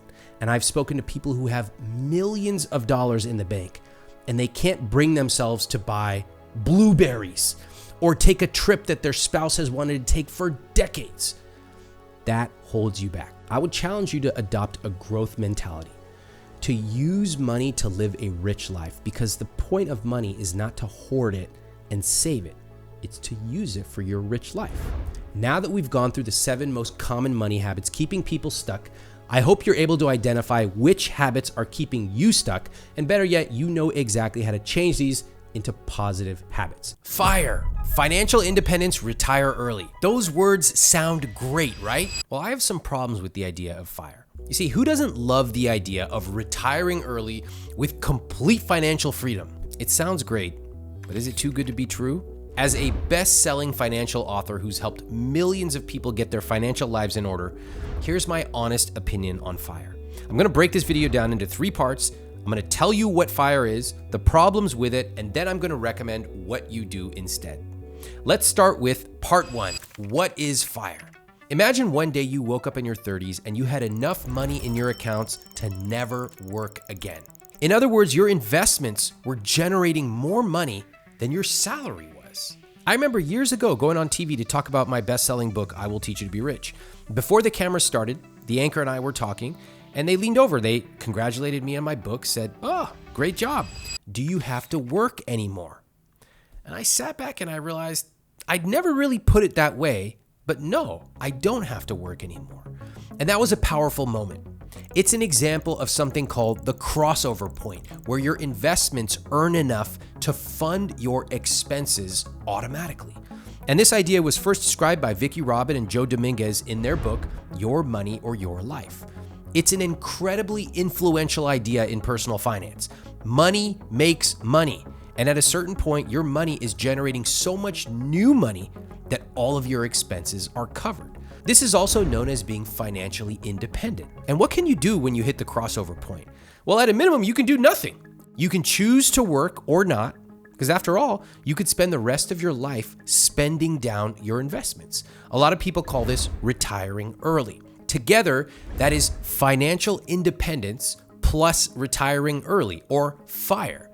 To break this concept down even further, there's lean FIRE, which is people who've decided they can live on a lean amount of money, often $30,000 to $50,000 a year in perpetuity. They typically reject materialism. They embrace simplicity, often in an extreme way. They're likely doing fun things like going for walks in the park and bird watching. On the other end of the spectrum, there is fat FIRE, which is for people who want to live an extravagant life at the highest levels of spending. Think of flying first class, staying at the Four Seasons or Amman resorts, putting 3 kids through private school. You ever wonder, for example, how celebrities can spend $250,000 on a single party? That's because their money is earning so much money that they actually have to work to spend it all. For example, in 2018, Oprah bought a house for $8 million. Seems outrageously expensive, right? But keep this in mind. Her net worth at the time was over $4 billion. And if she just conservatively invested that money, generating 4%, her investments alone, not even counting her salary, would generate $160 million that year, effectively making the house free to her. Now that we know what FIRE is, let's break down the problems. Part 2, the problems with the FIRE movement. Now, before we get into some issues here, I want to acknowledge the positive things about the FIRE movement. First, I gotta say, I love the way that the FIRE community has raised the question of saving more money. FIRE is a total antidote to Americans' lackluster savings rate. Most Americans stretch to save 10%. FIRE absolutely obliterates that by showing it's possible to save 25, 40, even 70% of your income if you get clear about your goals. Second, FIRE demonstrates how you can take control of your money and live the life you want. I love that. A lot of people shared that they were initially attracted to FIRE by a blog post which explained how they could retire decades earlier than they thought possible. That's incredibly powerful. And third, some FIRE members have created a really meaningful life for themselves. I want everyone to be able to articulate your unique rich life and then to use your money to live it. That's what money is for. But there are also some problems with the FIRE movement, and I see it a lot. The first problem I see is that the FIRE movement is often obsessed with a number, and everything revolves around that. A lot of members of the FIRE movement exhibit classic signs of stress, anxiety, even depression, thinking that hitting some mythical number in their spreadsheet will suddenly make them happy. And as we know from the tons of conversations I've had on my podcast, including all the conversations I've had with people over the last 20 years, it won't. The way you feel about money is highly uncorrelated to the amount in your bank account. More importantly, a rich life is not about achieving a number. A rich life is one where you wake up, you enjoy what you're doing, one that is lived intentionally, abundantly, proactively. A rich life is not some destination in a spreadsheet cell. A rich life starts today, even if you have debt. And it's living a rich life today and an even richer life tomorrow. Another problem is that people working towards FIRE often spend years living in ultra frugality. I'm talking hyper frugality, so that one day in this mythical future, they can enjoy their money. But that's not how people work. I've seen this with guests on my podcast. Mindy and Carl, for example, who are actually quite prominent in the FIRE community, who in their early 50s built an over $4 million fortune. But as members of the FIRE community, they still struggle to spend their money. That's because when you set the goal of accumulating a number, it becomes very difficult to learn how to spend it. In other words, you can't be ultra frugal for years and years and then magically flip a switch and suddenly you are spending money. That's like saying, I want to make friends later when I'm 50. Or that's like a lot of Indian parents who tell their kids, don't date. Okay, you're 26, time to get married. It's like, what?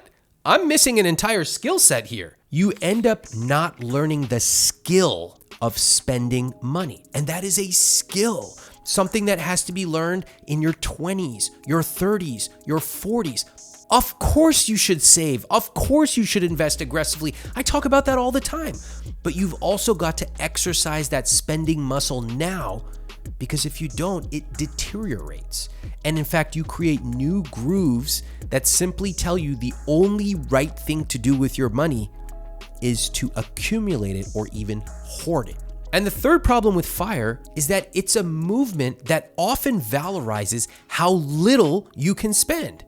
That becomes toxic. You can see it in FIRE forums where people constantly worry about money, even when millions of dollars in the bank.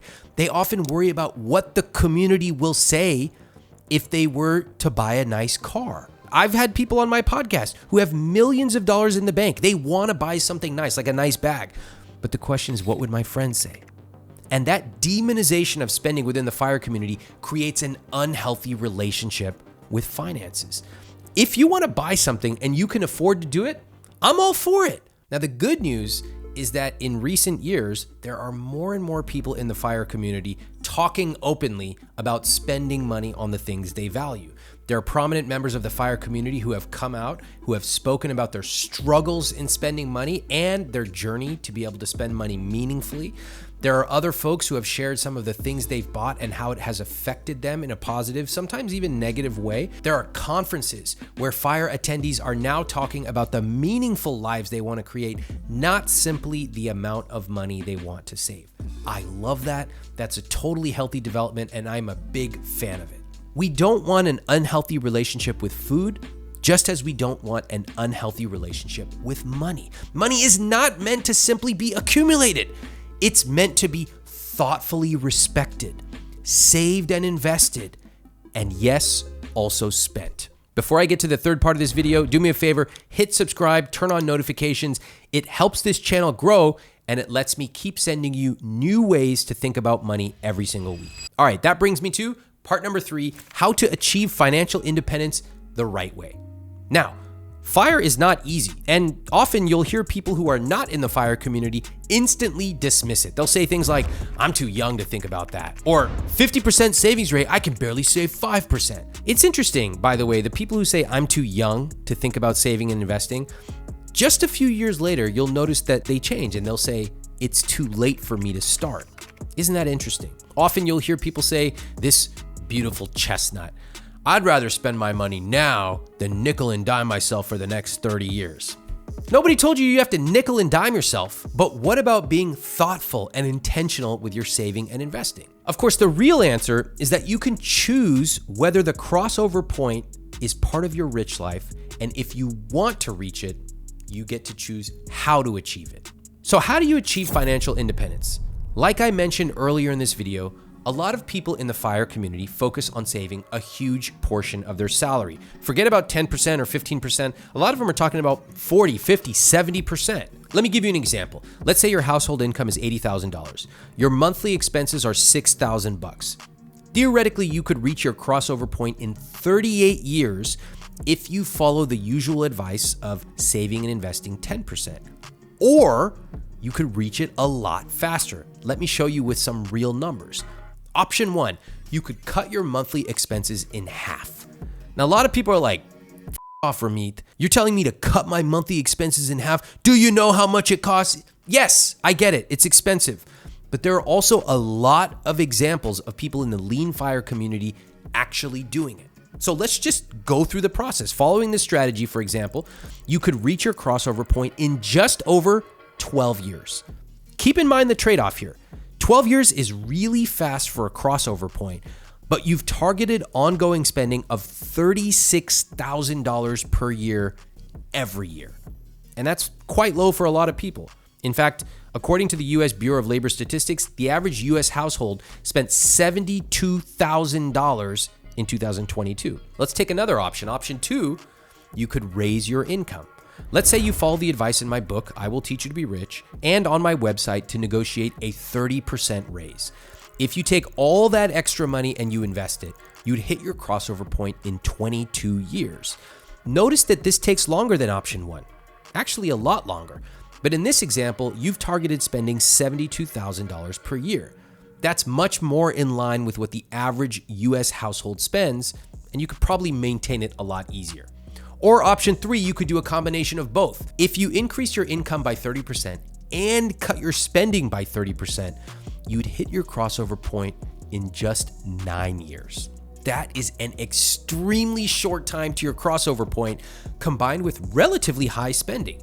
And that shows the power of targeting both your income and your expenses. Now remember, a lot of people don't think about their earnings and spending in this strategic of a way. And as a result, they do the same thing most other people do. They spend pretty much all they make. They save a tiny amount, whatever's left over. They end up working for decades, and then they find themselves ranting about taxes on Twitter without knowing what the hell they're talking about or what a marginal tax rate is. Do not be that person. Please recognize you have the power to dramatically change the way you approach your working years. You can earn more. Learning how to increase your salary is a skill. You can spend less. The FIRE community has shown us it's possible. Or you can do both. You decide on your rich life. Let me tell you about my personal choice. I actually like the idea of spending extravagantly on the things I love. What do I mean by that? That means that I'm much more aligned with fat FIRE than lean FIRE. I'm willing to work. I've built the skills to increase my income. I invest aggressively. I want to live in cities that tend to be pretty expensive. That is the choice I have made. But I'm not particularly interested in retiring early. Maybe I will, maybe not, but it's not a goal of mine. It's not something that I work really hard towards. I put money aside, I've set up money rules for myself, and I know the type of lifestyle that my wife and I would like to live. With that said, retiring early doesn't always have to be part of FIRE. You can choose to simply become financially independent and then decide what you want to do. All right, now that you understand the different types of FIRE and some of the problems that I want you to be aware of, use this video to decide if going after FIRE is part of your rich life. If so, let me know in the comments which option you're going to use to achieve financial independence.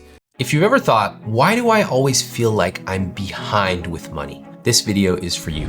Maybe it's comparing yourself to a coworker who just bought a new car, or that person on TikTok who's in Bora Bora on Thursday. The pressure is real. You might feel bad about yourself. You might end up spiraling, maybe even self-sabotaging your progress. Trust me, you are not alone. In this video, we're gonna look at some actual data, and then we'll dive into why it seems like everyone has more money than you. Finally, I'll give you 3 strategies to feel better about your money. By the end of this video, you'll walk away with clarity and actionable steps to stop feeling stuck.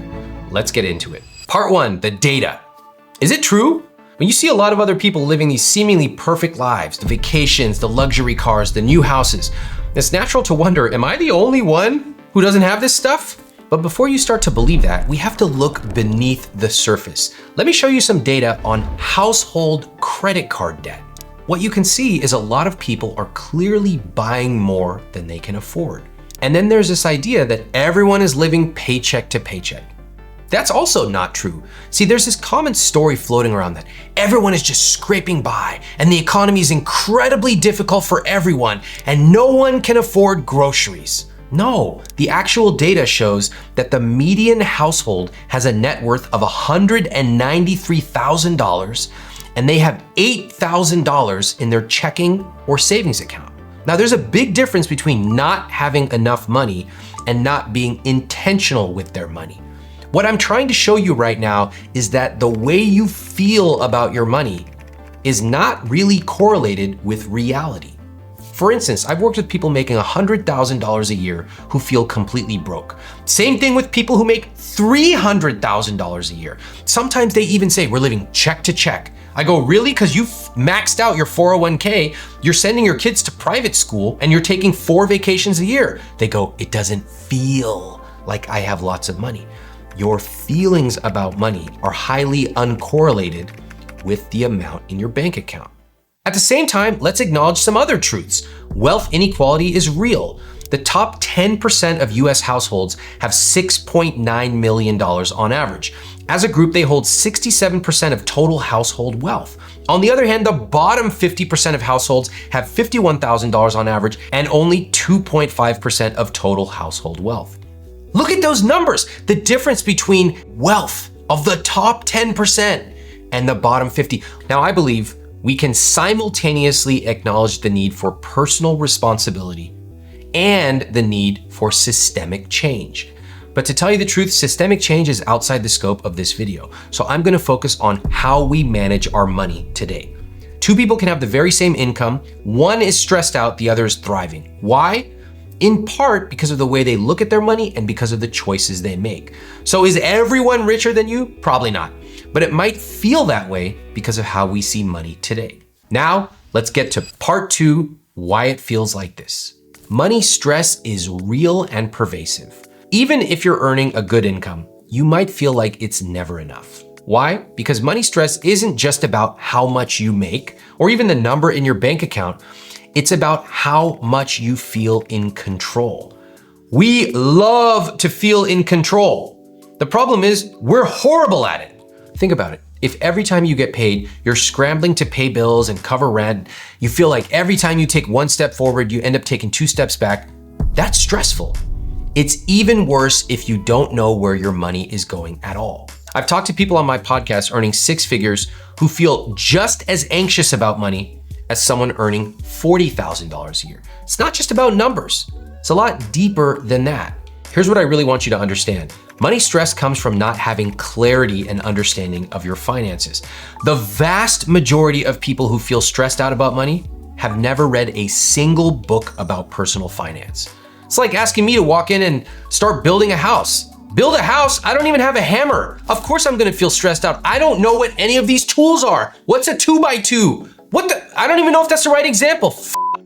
That's how you feel about money because you don't know the basic language of finance. So it feels like your money is controlling you instead of the other way around. The social media highlight reel. If you're scrolling Instagram or TikTok all day, it can feel like everyone is living their best life except for you sitting there munching a bunch of dry ramen noodles. Guys, social media is a curated highlight reel. You only post the best stuff. Nobody's posting about their credit card debt. Nobody's posting about waking up with their 3 a.m. panic attack about money. But instead, they post their exotic trips, the nice outfits, the new cars, the cool little meal they had at the corner store in New York. But what you don't see is the reality behind those posts. Now, I gotta tell you, some people actually are genuinely wealthy. They're posting these trips and they're paying for it because they have a very high income, which of course they will not tell you about. Others are faking it. They're putting things on credit cards, they're keeping up with trends they can't afford, and you are comparing yourself to all of them. You're literally comparing yourself to one curated image that they post without knowing the background.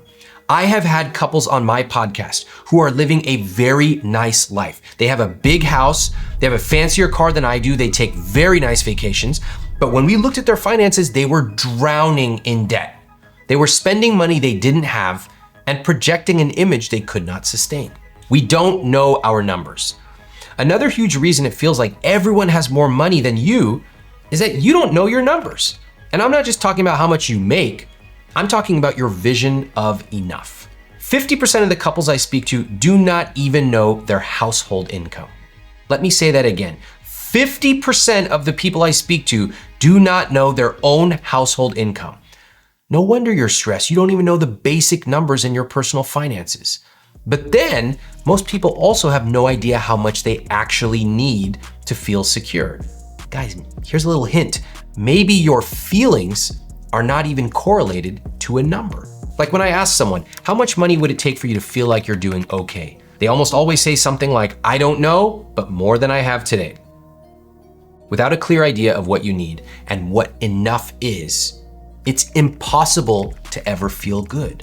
You will always chase more and more without knowing what the end destination is. What a terrible way to live life. To go 50 years feeling bad, feeling behind, feeling like you don't have enough. And then when someone asks you a simple question, how much is enough? You go, I don't know. Lack of a vision for your own rich life. One of the biggest reasons it feels like everyone else is ahead is that we don't actually have a vision for our own rich life. We're busy comparing ourselves to other people's visions that we forgot to ask ourselves, what do I actually want? It's really easy in America to get caught up in someone else's dream. Everybody needs a big house. I need a big house. Everybody needs a fancy car. I need a fancy car. But do you really? Or are you simply following what society says you should? Are you engaging in mimetic desire or just following what other people want and believing that that's what you want too because that's what you see? I'll give you an example from my own life. I see lots of people showing off their cars. Now, if you love cars and you can afford it, God bless. But a lot of people in America are obsessed with the car they drive. But I'll tell you something, nobody really brags about the hotels they stay at. Have you ever thought about why? Number one, it's much easier to be visible about the car you drive and the house you live in. Second, you can take on debt to buy a house and a car, but mostly people do not take on debt to stay at a very fancy hotel. Think about it. What we choose to focus on in our rich life is almost always what is visible. And my challenge for you is to really get intentional about your rich life. Maybe it's a car, maybe it's a fancy house, or maybe it is having the flexibility to pick up your kids from school every afternoon, or having amazing coffee in your house and hiring a barista to come help you learn how to make it even better. Next up, I'm gonna show you how to feel better about your money.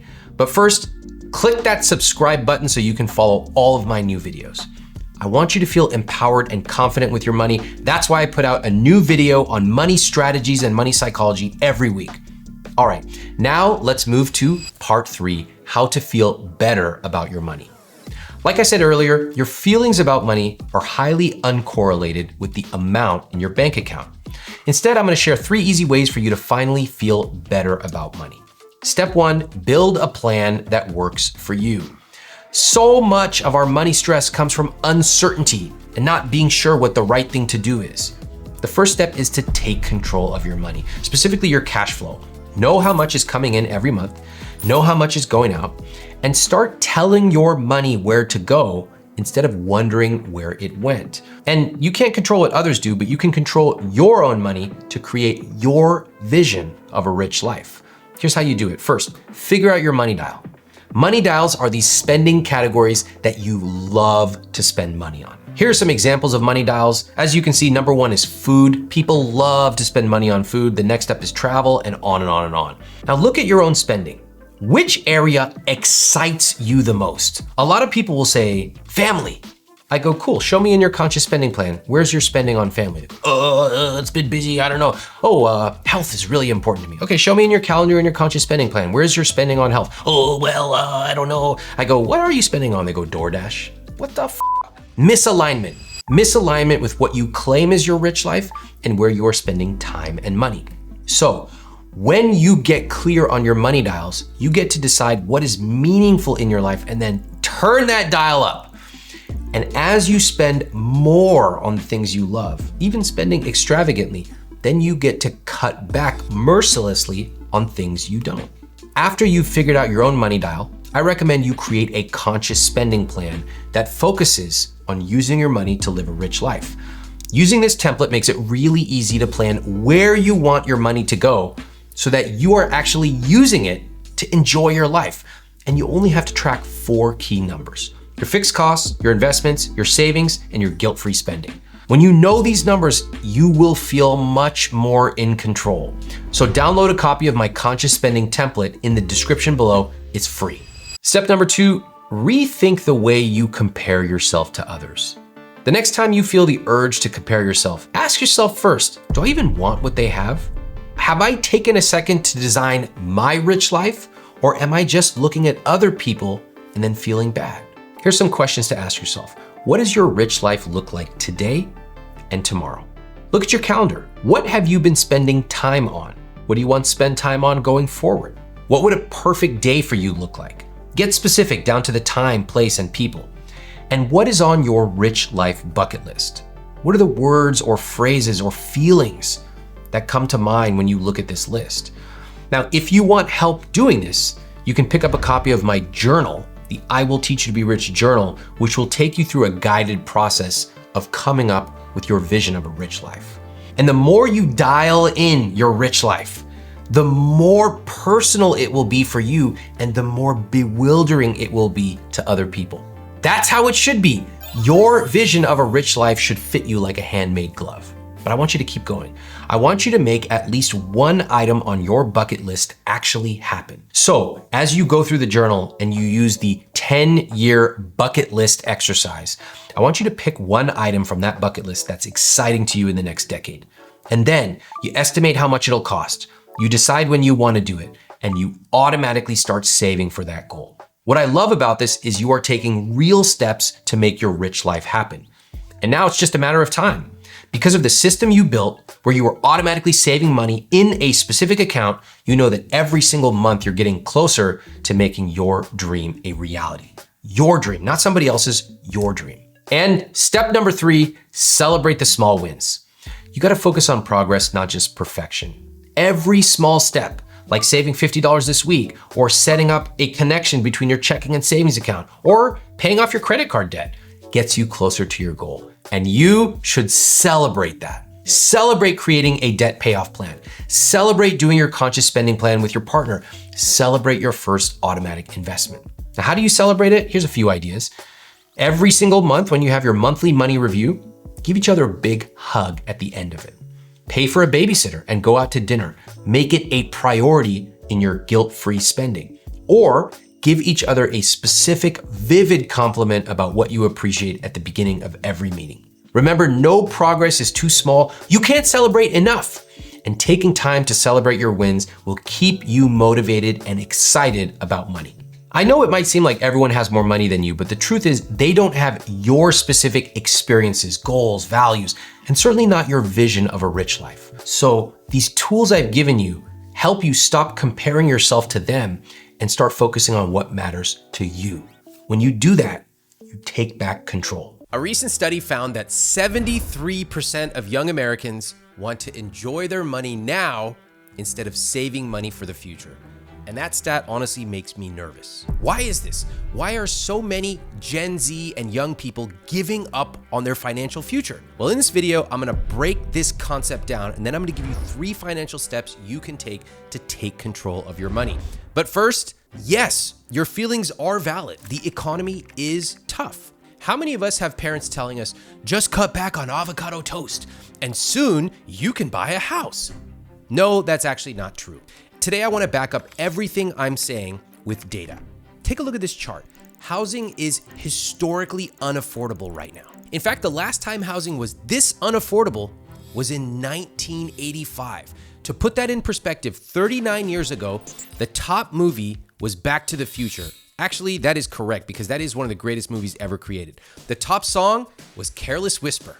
Another great Actually, the 80s were way better than how we're living right now. This was amazing. Michael Jordan was named NBA's Rookie of the Year, and a McDonald's hamburger cost just 64 cents. So yes, the economy is tough. And yes, you're right. Buying a house is incredibly unaffordable.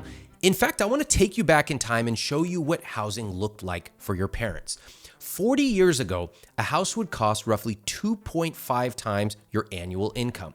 Today, the median house costs 6 times your annual income. That means about 40 years ago, a person making the median salary, which was about $30K, would buy a house costing $81,000. In current dollars, that house cost $250K. Today, the median income is $75,000, but the median house costs over $450,000. That means housing costs have almost doubled in price from 40 years ago. Oh, Granny Smith apples. If you cut back on buying 3 Granny Smith apples a week, you'll be able to save money for a house. No, that's not how it works. What this means is that housing is historically unaffordable. You cutting back on matcha is not going to change anything about being able to afford a house. But there's more. The other thing we're worried about, inflation. Let's take a look. I want to show you 3 areas of our economy that have actually undergone rapid and sustained inflation. First, the cost of a college education has soared. Next, the price of a new car has wildly outpaced inflation over the last decade. Even rent prices are growing faster than income, which is creating the biggest divide in decades. So yes, inflation is real, and what we can see is that there are forces working against us. All right, before we get to the 3 steps you can take with your money, there's something really troubling that I discovered. The surprising way that people are dealing with this financial pressure. Let me tell you what they're doing. Some people have simply said, I'm giving up. They're basically saying, I don't believe that I'm ever gonna be able to afford a house. I'm never gonna be able to send kids to college. The American dream for me is dead. So what are they doing with their money? Well, they don't believe in the American dream anymore. So instead, they're taking their money and they're spending it.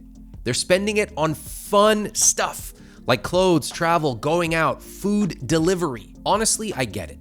If I believed that I had no future, that I would never be able to buy a house, that I was gonna be drinking tap water for the rest of my life, and the only joy in life would be having a Netflix subscription so I could watch Ramit Sethi's How to Get Rich, I wouldn't feel too good either. And it actually gets worse. A lot of people are starting to subscribe to these forums and Reddits and Twitter follows where all they see is doom and gloom over and over again. Some people are even getting their news from the mass media. The mass media which tells you that the economy is always horrible. I wonder why. It turns out that a lot of people genuinely believe we are living in the worst economy in American history. Do you? If you believe that, I want to actually show you some real data on how this is one of the best economies in history. Yes, I said it, and I'm going to show you exactly what I mean. Today, we are making more money than our parents did, a lot more. Next, while everybody's complaining about inflation, wages have actually been growing. In fact, growing faster than inflation since February 2023. This reminds me of all these people who complain about the price of eggs, the price of lumber. Oh my God, I'm losing my mind. Gas is so expensive. Lumber, how are we gonna build a house? Lumber. But then when the price comes down, Nobody ever brings it up again. Hey, where did all you egg fanatics go? Talking about the yolk, the price of chickens, what are they gonna do, how they're gonna hatch, the hatchlings, Where'd you all go when the price of eggs collapsed? Where'd you go when lumber came right back down to where it was? Nobody ever talks about when things get better. We are simply addicted to talking about when things go bad. And then there's just simple numbers we can look at. Right now, more people are investing in the stock market than ever before. And that's important because the stock market is where real wealth is created. And you can start investing today. You can start investing if you make minimum wage. You can start investing if you make a little bit more than that. You can start investing on one income, two incomes. You can invest the same way that multimillionaires do.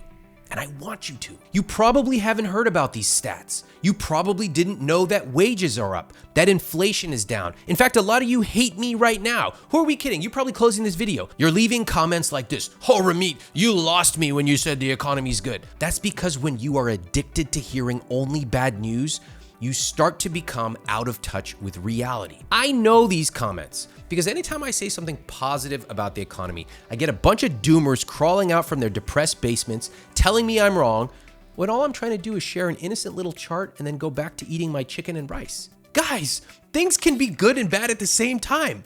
Housing can be historically expensive and our wages can be up. In fact, that's exactly what's happening right now. By the way, little tidbit you may not know, guess whose wages are going up the most? Low wage earners. That means that wages are going up most for the people who are earning the least. And if you don't believe me, go look at any window at any McDonald's. You see what they put up there? It says now hiring.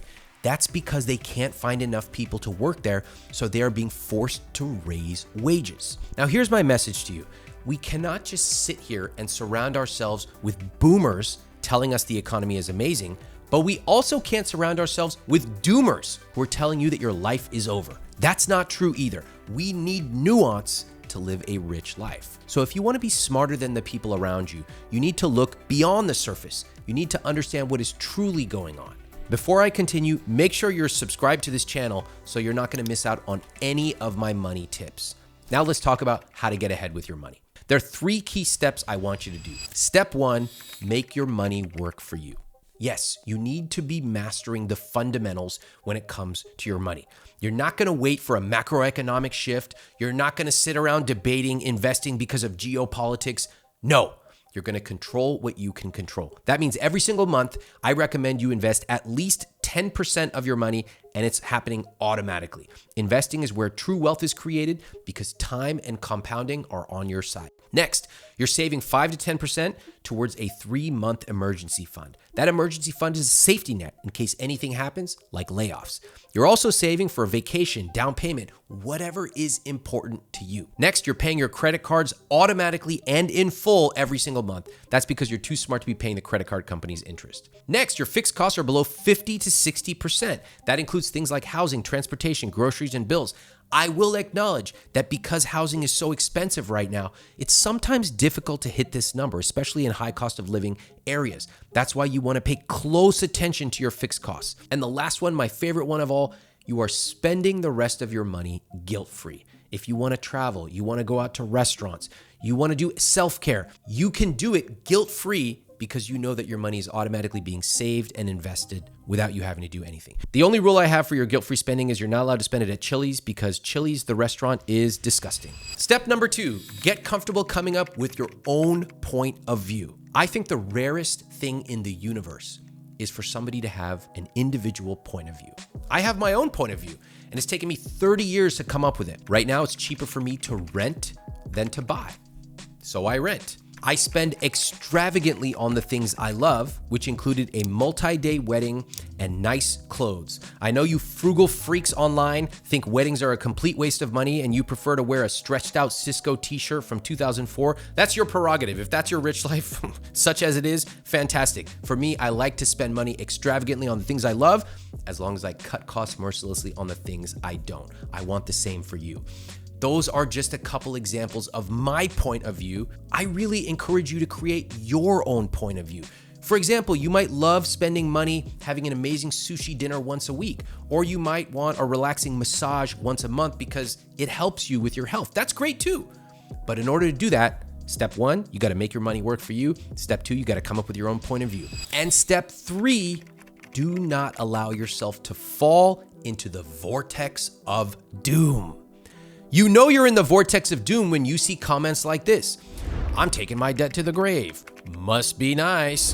What's the point? I'll never own a house. 7% returns in the stock market. LOL. Where can anyone get that?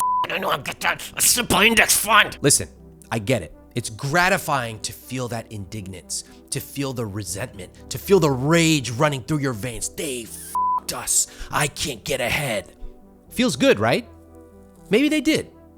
Maybe the boomers stripped us of walkable cities. Suburban NIMBYs aren't allowing any housing supply to come online, meaning housing is historically unaffordable for you.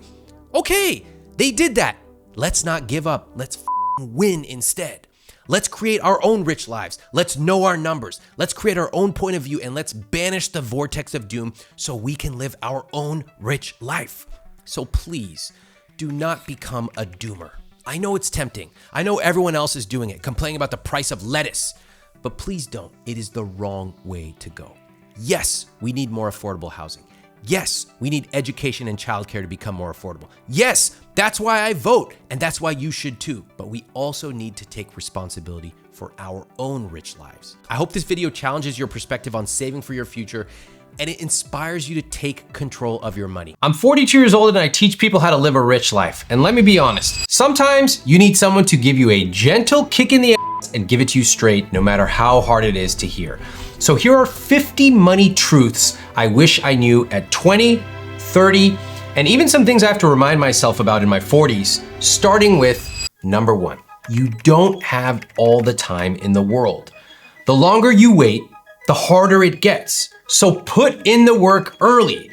If you get your 20s right, the rest of your life gets so much easier. Number 2, there are no shortcuts to building true wealth. Building wealth takes time, patience, and discipline. Number 3, beating people over the head with more information and more numbers will not get them to change. They have to be willing and open to change, and you have to connect with them. Number 4, have more fun. A rich life is lived outside the spreadsheet. Money lets you have more experiences, lets you be more adventurous, more spontaneous, more generous. Money is fun. Number 5, there's a time and a place you can only do certain things. In your 20s, maybe that's backpacking across Europe. You're not gonna wanna do that in your 50s. So make sure you time your experiences. Number 6, you don't have to get things perfect. Perfection is impossible, and striving for perfection alone often holds you back from starting.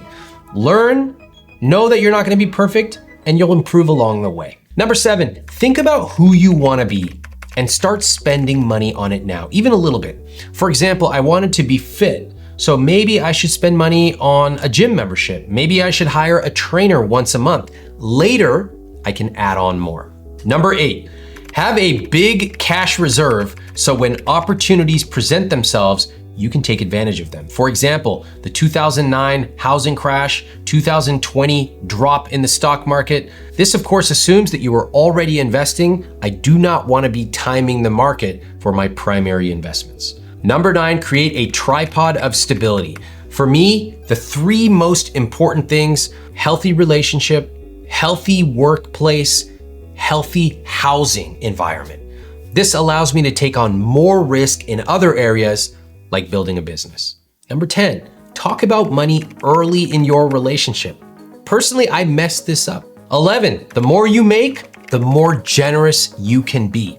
Number 12, get used to waste. It's okay to waste a little bit. And as you grow, as you spend more, you're going to waste more. That's okay. Of course, you should try to reduce waste, but eliminating waste is not the point of your life. For example, me not returning a $10 Amazon gadget and losing $10, that's okay. I can just donate it to someone. It's not that big of a deal. Number 13, you don't have to do what everyone else is doing. Whether it's buying a house, getting married, having kids, traveling to the same place, buying the same car, you choose your rich life. Number 14, try on the clothes you love before you look at the price tag. Number 15, this is just my own lesson, don't use the minibar. Number 16, expose yourself to different people, different ways of living, and different ways of using money. For example, I went to Microsoft for an interview when I was in college, and they told me I could expense anything. That was the first time I ever ordered room service, and I realized how magical it was to me. Same for my scholarship, which trusted us by default and let me spend money in a different way. Number 17, be careful who you take advice from. There was somebody who once told me that the way I should manage my career is to go get a job at Procter & Gamble so I can retire 40 years later with $1 million in the bank. I was like, what? That's it? Also, people who post on Twitter and tell me all the things I've done wrong but haven't accomplished anything in their lives, that's a whole nother story. By the way, if you enjoy people giving it to you straight, hit that subscribe button and turn on notifications so you never miss any of my new videos. Number 18, you might as well acknowledge reality. When I was in my 20s, I knew one day I was gonna have a wedding and it was gonna be big. I'm Indian, I want it to be huge, I wanna bring everyone together. So I started saving for my wedding before I even met my wife. Number 19, monitor your language. I used to call myself just a skinny Indian guy. Or when I took a trip, I would say, this is a once in a lifetime trip. No, it's not. If I want to do it again, I can. Number 20, don't let the tail wag the dog. I don't move somewhere so I can save on taxes. I choose, and then taxes are a secondary part of the decision. In fact, they're the last part of the decision. Number 21, certain things are worth paying a lot more for. Great talent, great clothes, great experiences. You choose what's worth it, but be clear about it. Number 22, some things are not worth paying a lot for, like 1% AUM fees from financial advisors. No, thank you. Number 23, if you save money on unnecessary expenses, whether it be home ownership because you don't choose it, financial advisor fees because you manage yourself, etc., try to invest most of the difference. That is a quick way to build a lot of wealth. Number 24, it's not normal to carry credit card debt. Just because so many people are in credit card debt doesn't mean you should be too. Now, let's get to the next harsh money truth. 25, when I was younger, I would have done stuff at the level I could afford. For example, backpacking in Europe, staying in cheap hostels, I loved it. Now that I'm older, I have a vision of exactly how I want to do it. And if I can't yet do it that way, I would rather wait. 26, decide where you want an unlimited budget. For me, it was books. I knew that I wanted to give myself the gift of being able to buy any book anytime, so I created my own money rule around it. 27, renting can be a better financial decision than buying.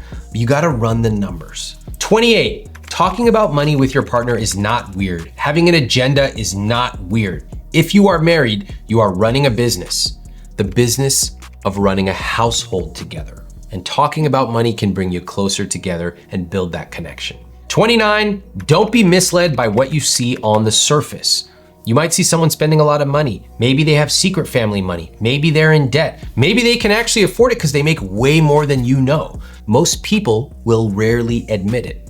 Don't worry about it. Focus on yourself, run your own race. Number 30, just because people say they made money on their house doesn't mean they actually did. Look, 50% of people don't even know their own household income.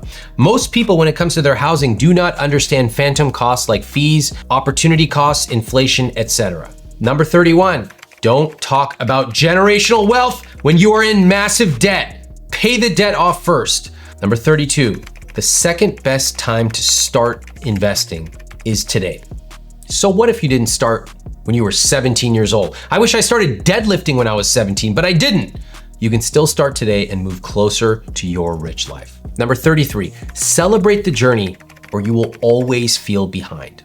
Number 34, do not be a doomer. If you surround yourself with doom and gloom, you will really start to believe it. Number 35, beware of fake metrics. Remember a few years ago when everyone was bragging about how many books a year they read? Or how many employees they have? Avoid fake metrics, focus on the things that matter. Number 36, 9-to-5 jobs are not for losers, no matter how many entrepreneurs on TikTok tell you so. Number 37, it's okay to talk about where you're struggling. I used to avoid it. Personally, it's still hard for me to talk about this, but people really connect to you when you share not just what's going well, but also what's hard. Number 38, What got you here won't get you there. I love the title of this book by Marshall Goldsmith. What it means is people, especially smart people, have certain skills that get them to a level, but in order to get to the next level, you often have to develop new skills. For example, being a good listener and being much more emotionally sensitive is probably the most important thing I've done in the last 20 years. Number 39, give yourself the gift of at least one moment of true awe every year. Number 40, don't just think of I and me. We are social creatures. How can you use your money to affect and help the people around you? Number 41, don't buy something just because you think you deserve it. If you can't afford it, which means you know your numbers, don't buy it. Number 42, become an expert in leisure. I consider myself one of the world's best at leisure. I want you to be the same.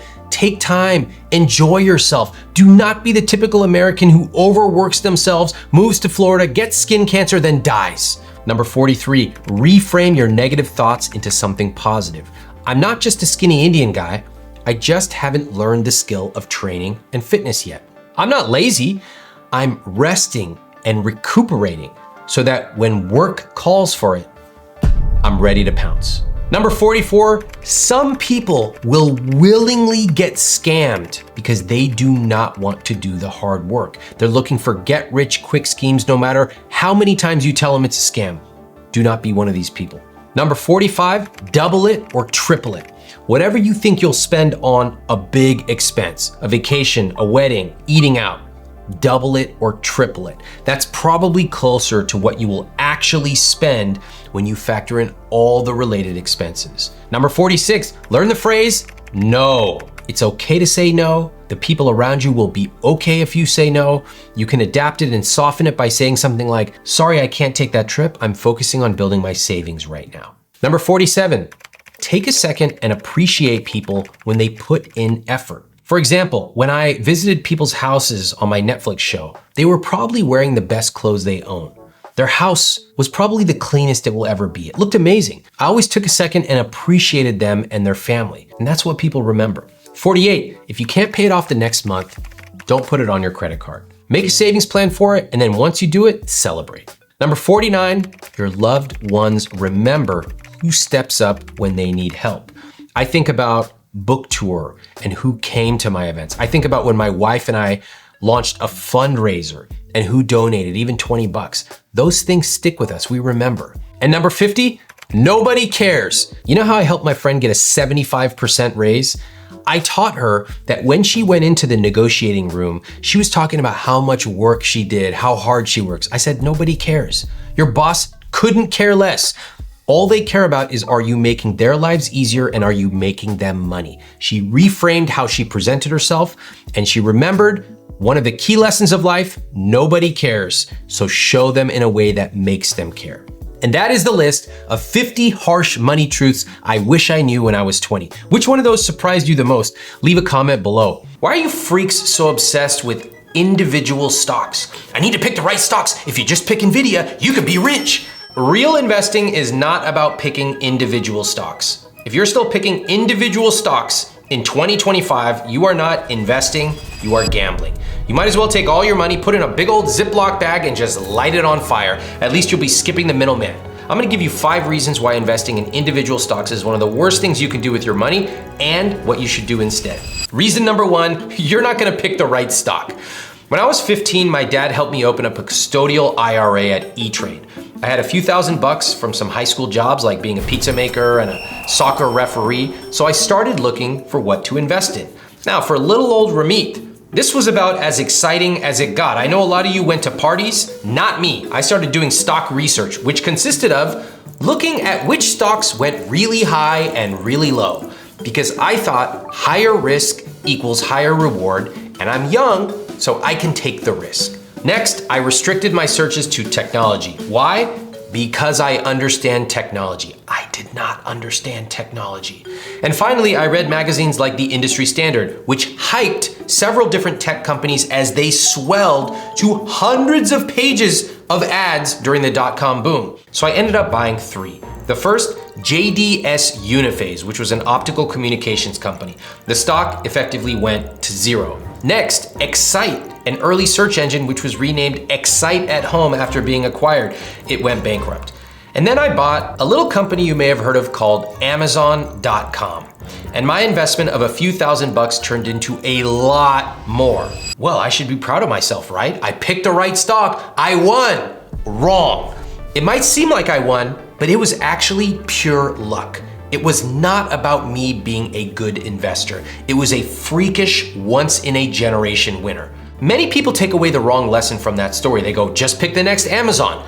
No, finding that one stock is like finding a needle in a haystack, except you don't even know what a needle looks like. The reality is most people buy stocks they've heard of because of some hype. Their friend, their taxi driver, some dentist, but by the time you hear about it on Twitter, a lot of that opportunity may be gone. Plus, for every Amazon, there are hundreds of companies that look promising and go nowhere.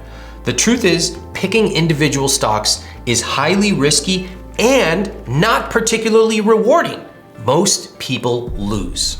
Next, I'll talk about a safer way to invest, including rebalancing your portfolio, which is something most people can do on their own once they learn the skills. Now, let's get to the next reason you shouldn't invest in individual stocks. Reason number 2, you will not rebalance your portfolio. The first problem is you don't even know what rebalancing is. What happens when you want to retire and you have 80% of your portfolio in 2 different stocks?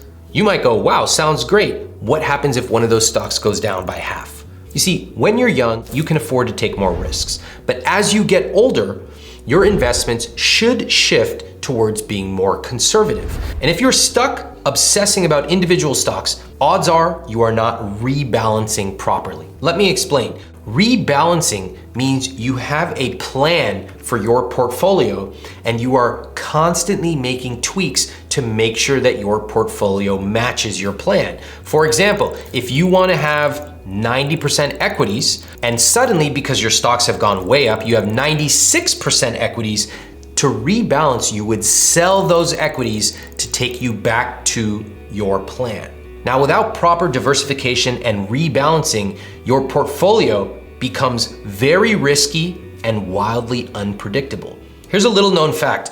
One major predictor of how well your portfolio does actually depends on the mix of the investments within it, or the asset allocation. Asset allocation is your plan for investing. That is the way that you allocate investments between stocks, bonds, and cash. In other words, by diversifying your investments across different asset classes, you have the ability to control risk in your portfolio, and therefore, as a byproduct, how much money on average you will lose to volatility.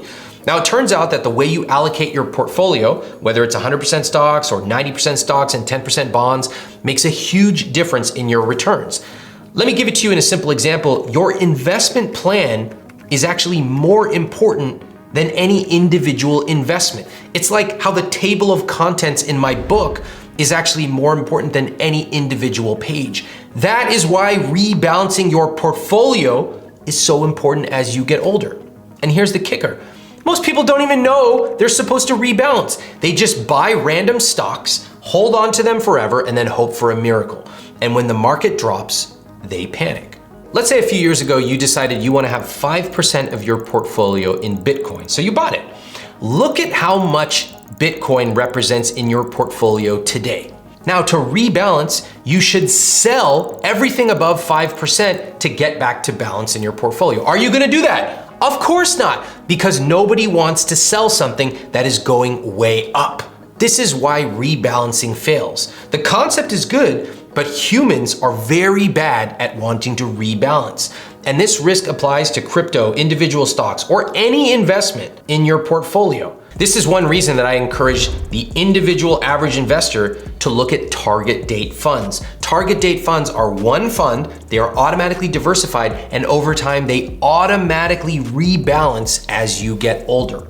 Now you can make the case that if you have a properly diversified portfolio, you may want to have a little fun with your investments. Maybe 5% goes to something fun. It could be an alternative investment like crypto, it could be your friend's bar in Brooklyn, or an individual stock. That's fine. But if you choose that route, then you should set up a plan to regularly rebalance. Most people do it once a year. Reason number 3, you're emotional with money. I know all the logical freaks watching this video going, emotions? Those are weakness. I don't show emotions. Yeah, well, how come you cry sometimes when you're watching somebody on Twitch who wins their video game faster than you've ever seen? Or when a general is saluting at the end of a movie and there's rain coming down? Why are you all crying? Bunch of spreadsheet nerds. We are all emotional creatures, and money is deeply emotional whether you want to admit it or not.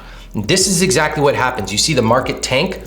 Oh my God, sell everything. I don't know if it's ever gonna come back again. Or you see a stock go up 50%. Better buy it now, FOMO. Literally, Americans love to buy high and sell low. I'm not kidding. Do you realize how ridiculous that is? The saying goes, buy low and sell high. Really, you're not gonna buy any. Just buy on a regular basis. Called dollar cost averaging, you freaks. This is why the indexes return about 10 to 11% per year, but the average investor gets this return. Look at that. Why does the average investor get that? Because they buy all the time, they sell all the time, they get scared, they get FOMO. You'd be better off just putting your money in an index and letting it ride. But you don't want to do that. You want control. Oh, I need control. You know, control might be good in certain parts of life, but in your money, you should actually want less control. Here's what happens when you invest in index funds instead. You're taking most emotions out of the equation. You're setting up automatic investing. Whether the market is up or down, on the first of every month, money is automatically going in there. And over time, when it's low, you're buying more. When it's high, you're buying less, but you're still buying, and you will come out ahead of the average investor. It is amazing. And the truth is, the best investors are boring investors. Look, if you want to learn how investing actually works, hit subscribe, turn on notifications. I put out a new video each week on investing, money psychology, and living a rich life to help you build confidence and competence with your money. All right, next up, reason number 4, it takes way too much time. You really want to spend 40, 50, 60 hours a week picking individual stocks only to lose to a Vanguard index fund? Look, let me give you a short little list of everything you should do if you want to pick individual stocks. Gather the right tools and resources. Brokerage account, stock screener, financial news platforms, spreadsheets, company filings, market data sources. Level up your investment knowledge, including investment basics, financial ratios and metrics, macroeconomics, technical analysis, fundamental analysis. Review information sources, including 10Ks, 10Qs, earnings calls, competitor analysis, industry reports, analyst opinions. Evaluate key metrics, including financial health, valuation, performance, growth potential. Improve your investment skills and habits, including critical thinking, patience, risk management, continuous learning. You got to do all of this. You're competing against people who are paid millions of dollars in New York City to do this all the time. And you think you're going to compete while you're eating ramen noodles, sitting there going, oh, this guy on Twitter said, I should buy Twitter. What the f is wrong with you? Meanwhile, people who invest in low-cost index funds, they're like, market's up, don't care. Market's down, don't care. They're spending time with their family and friends. They're traveling, they're moving up in their careers because they have put their investments on autopilot. Reason number 5, you're not gonna beat the market. One of my favorite things happening on Twitter right now is a bunch of people who are complaining that they cannot get a job even though they are so smart. And they go around talking about, I had a high SAT score.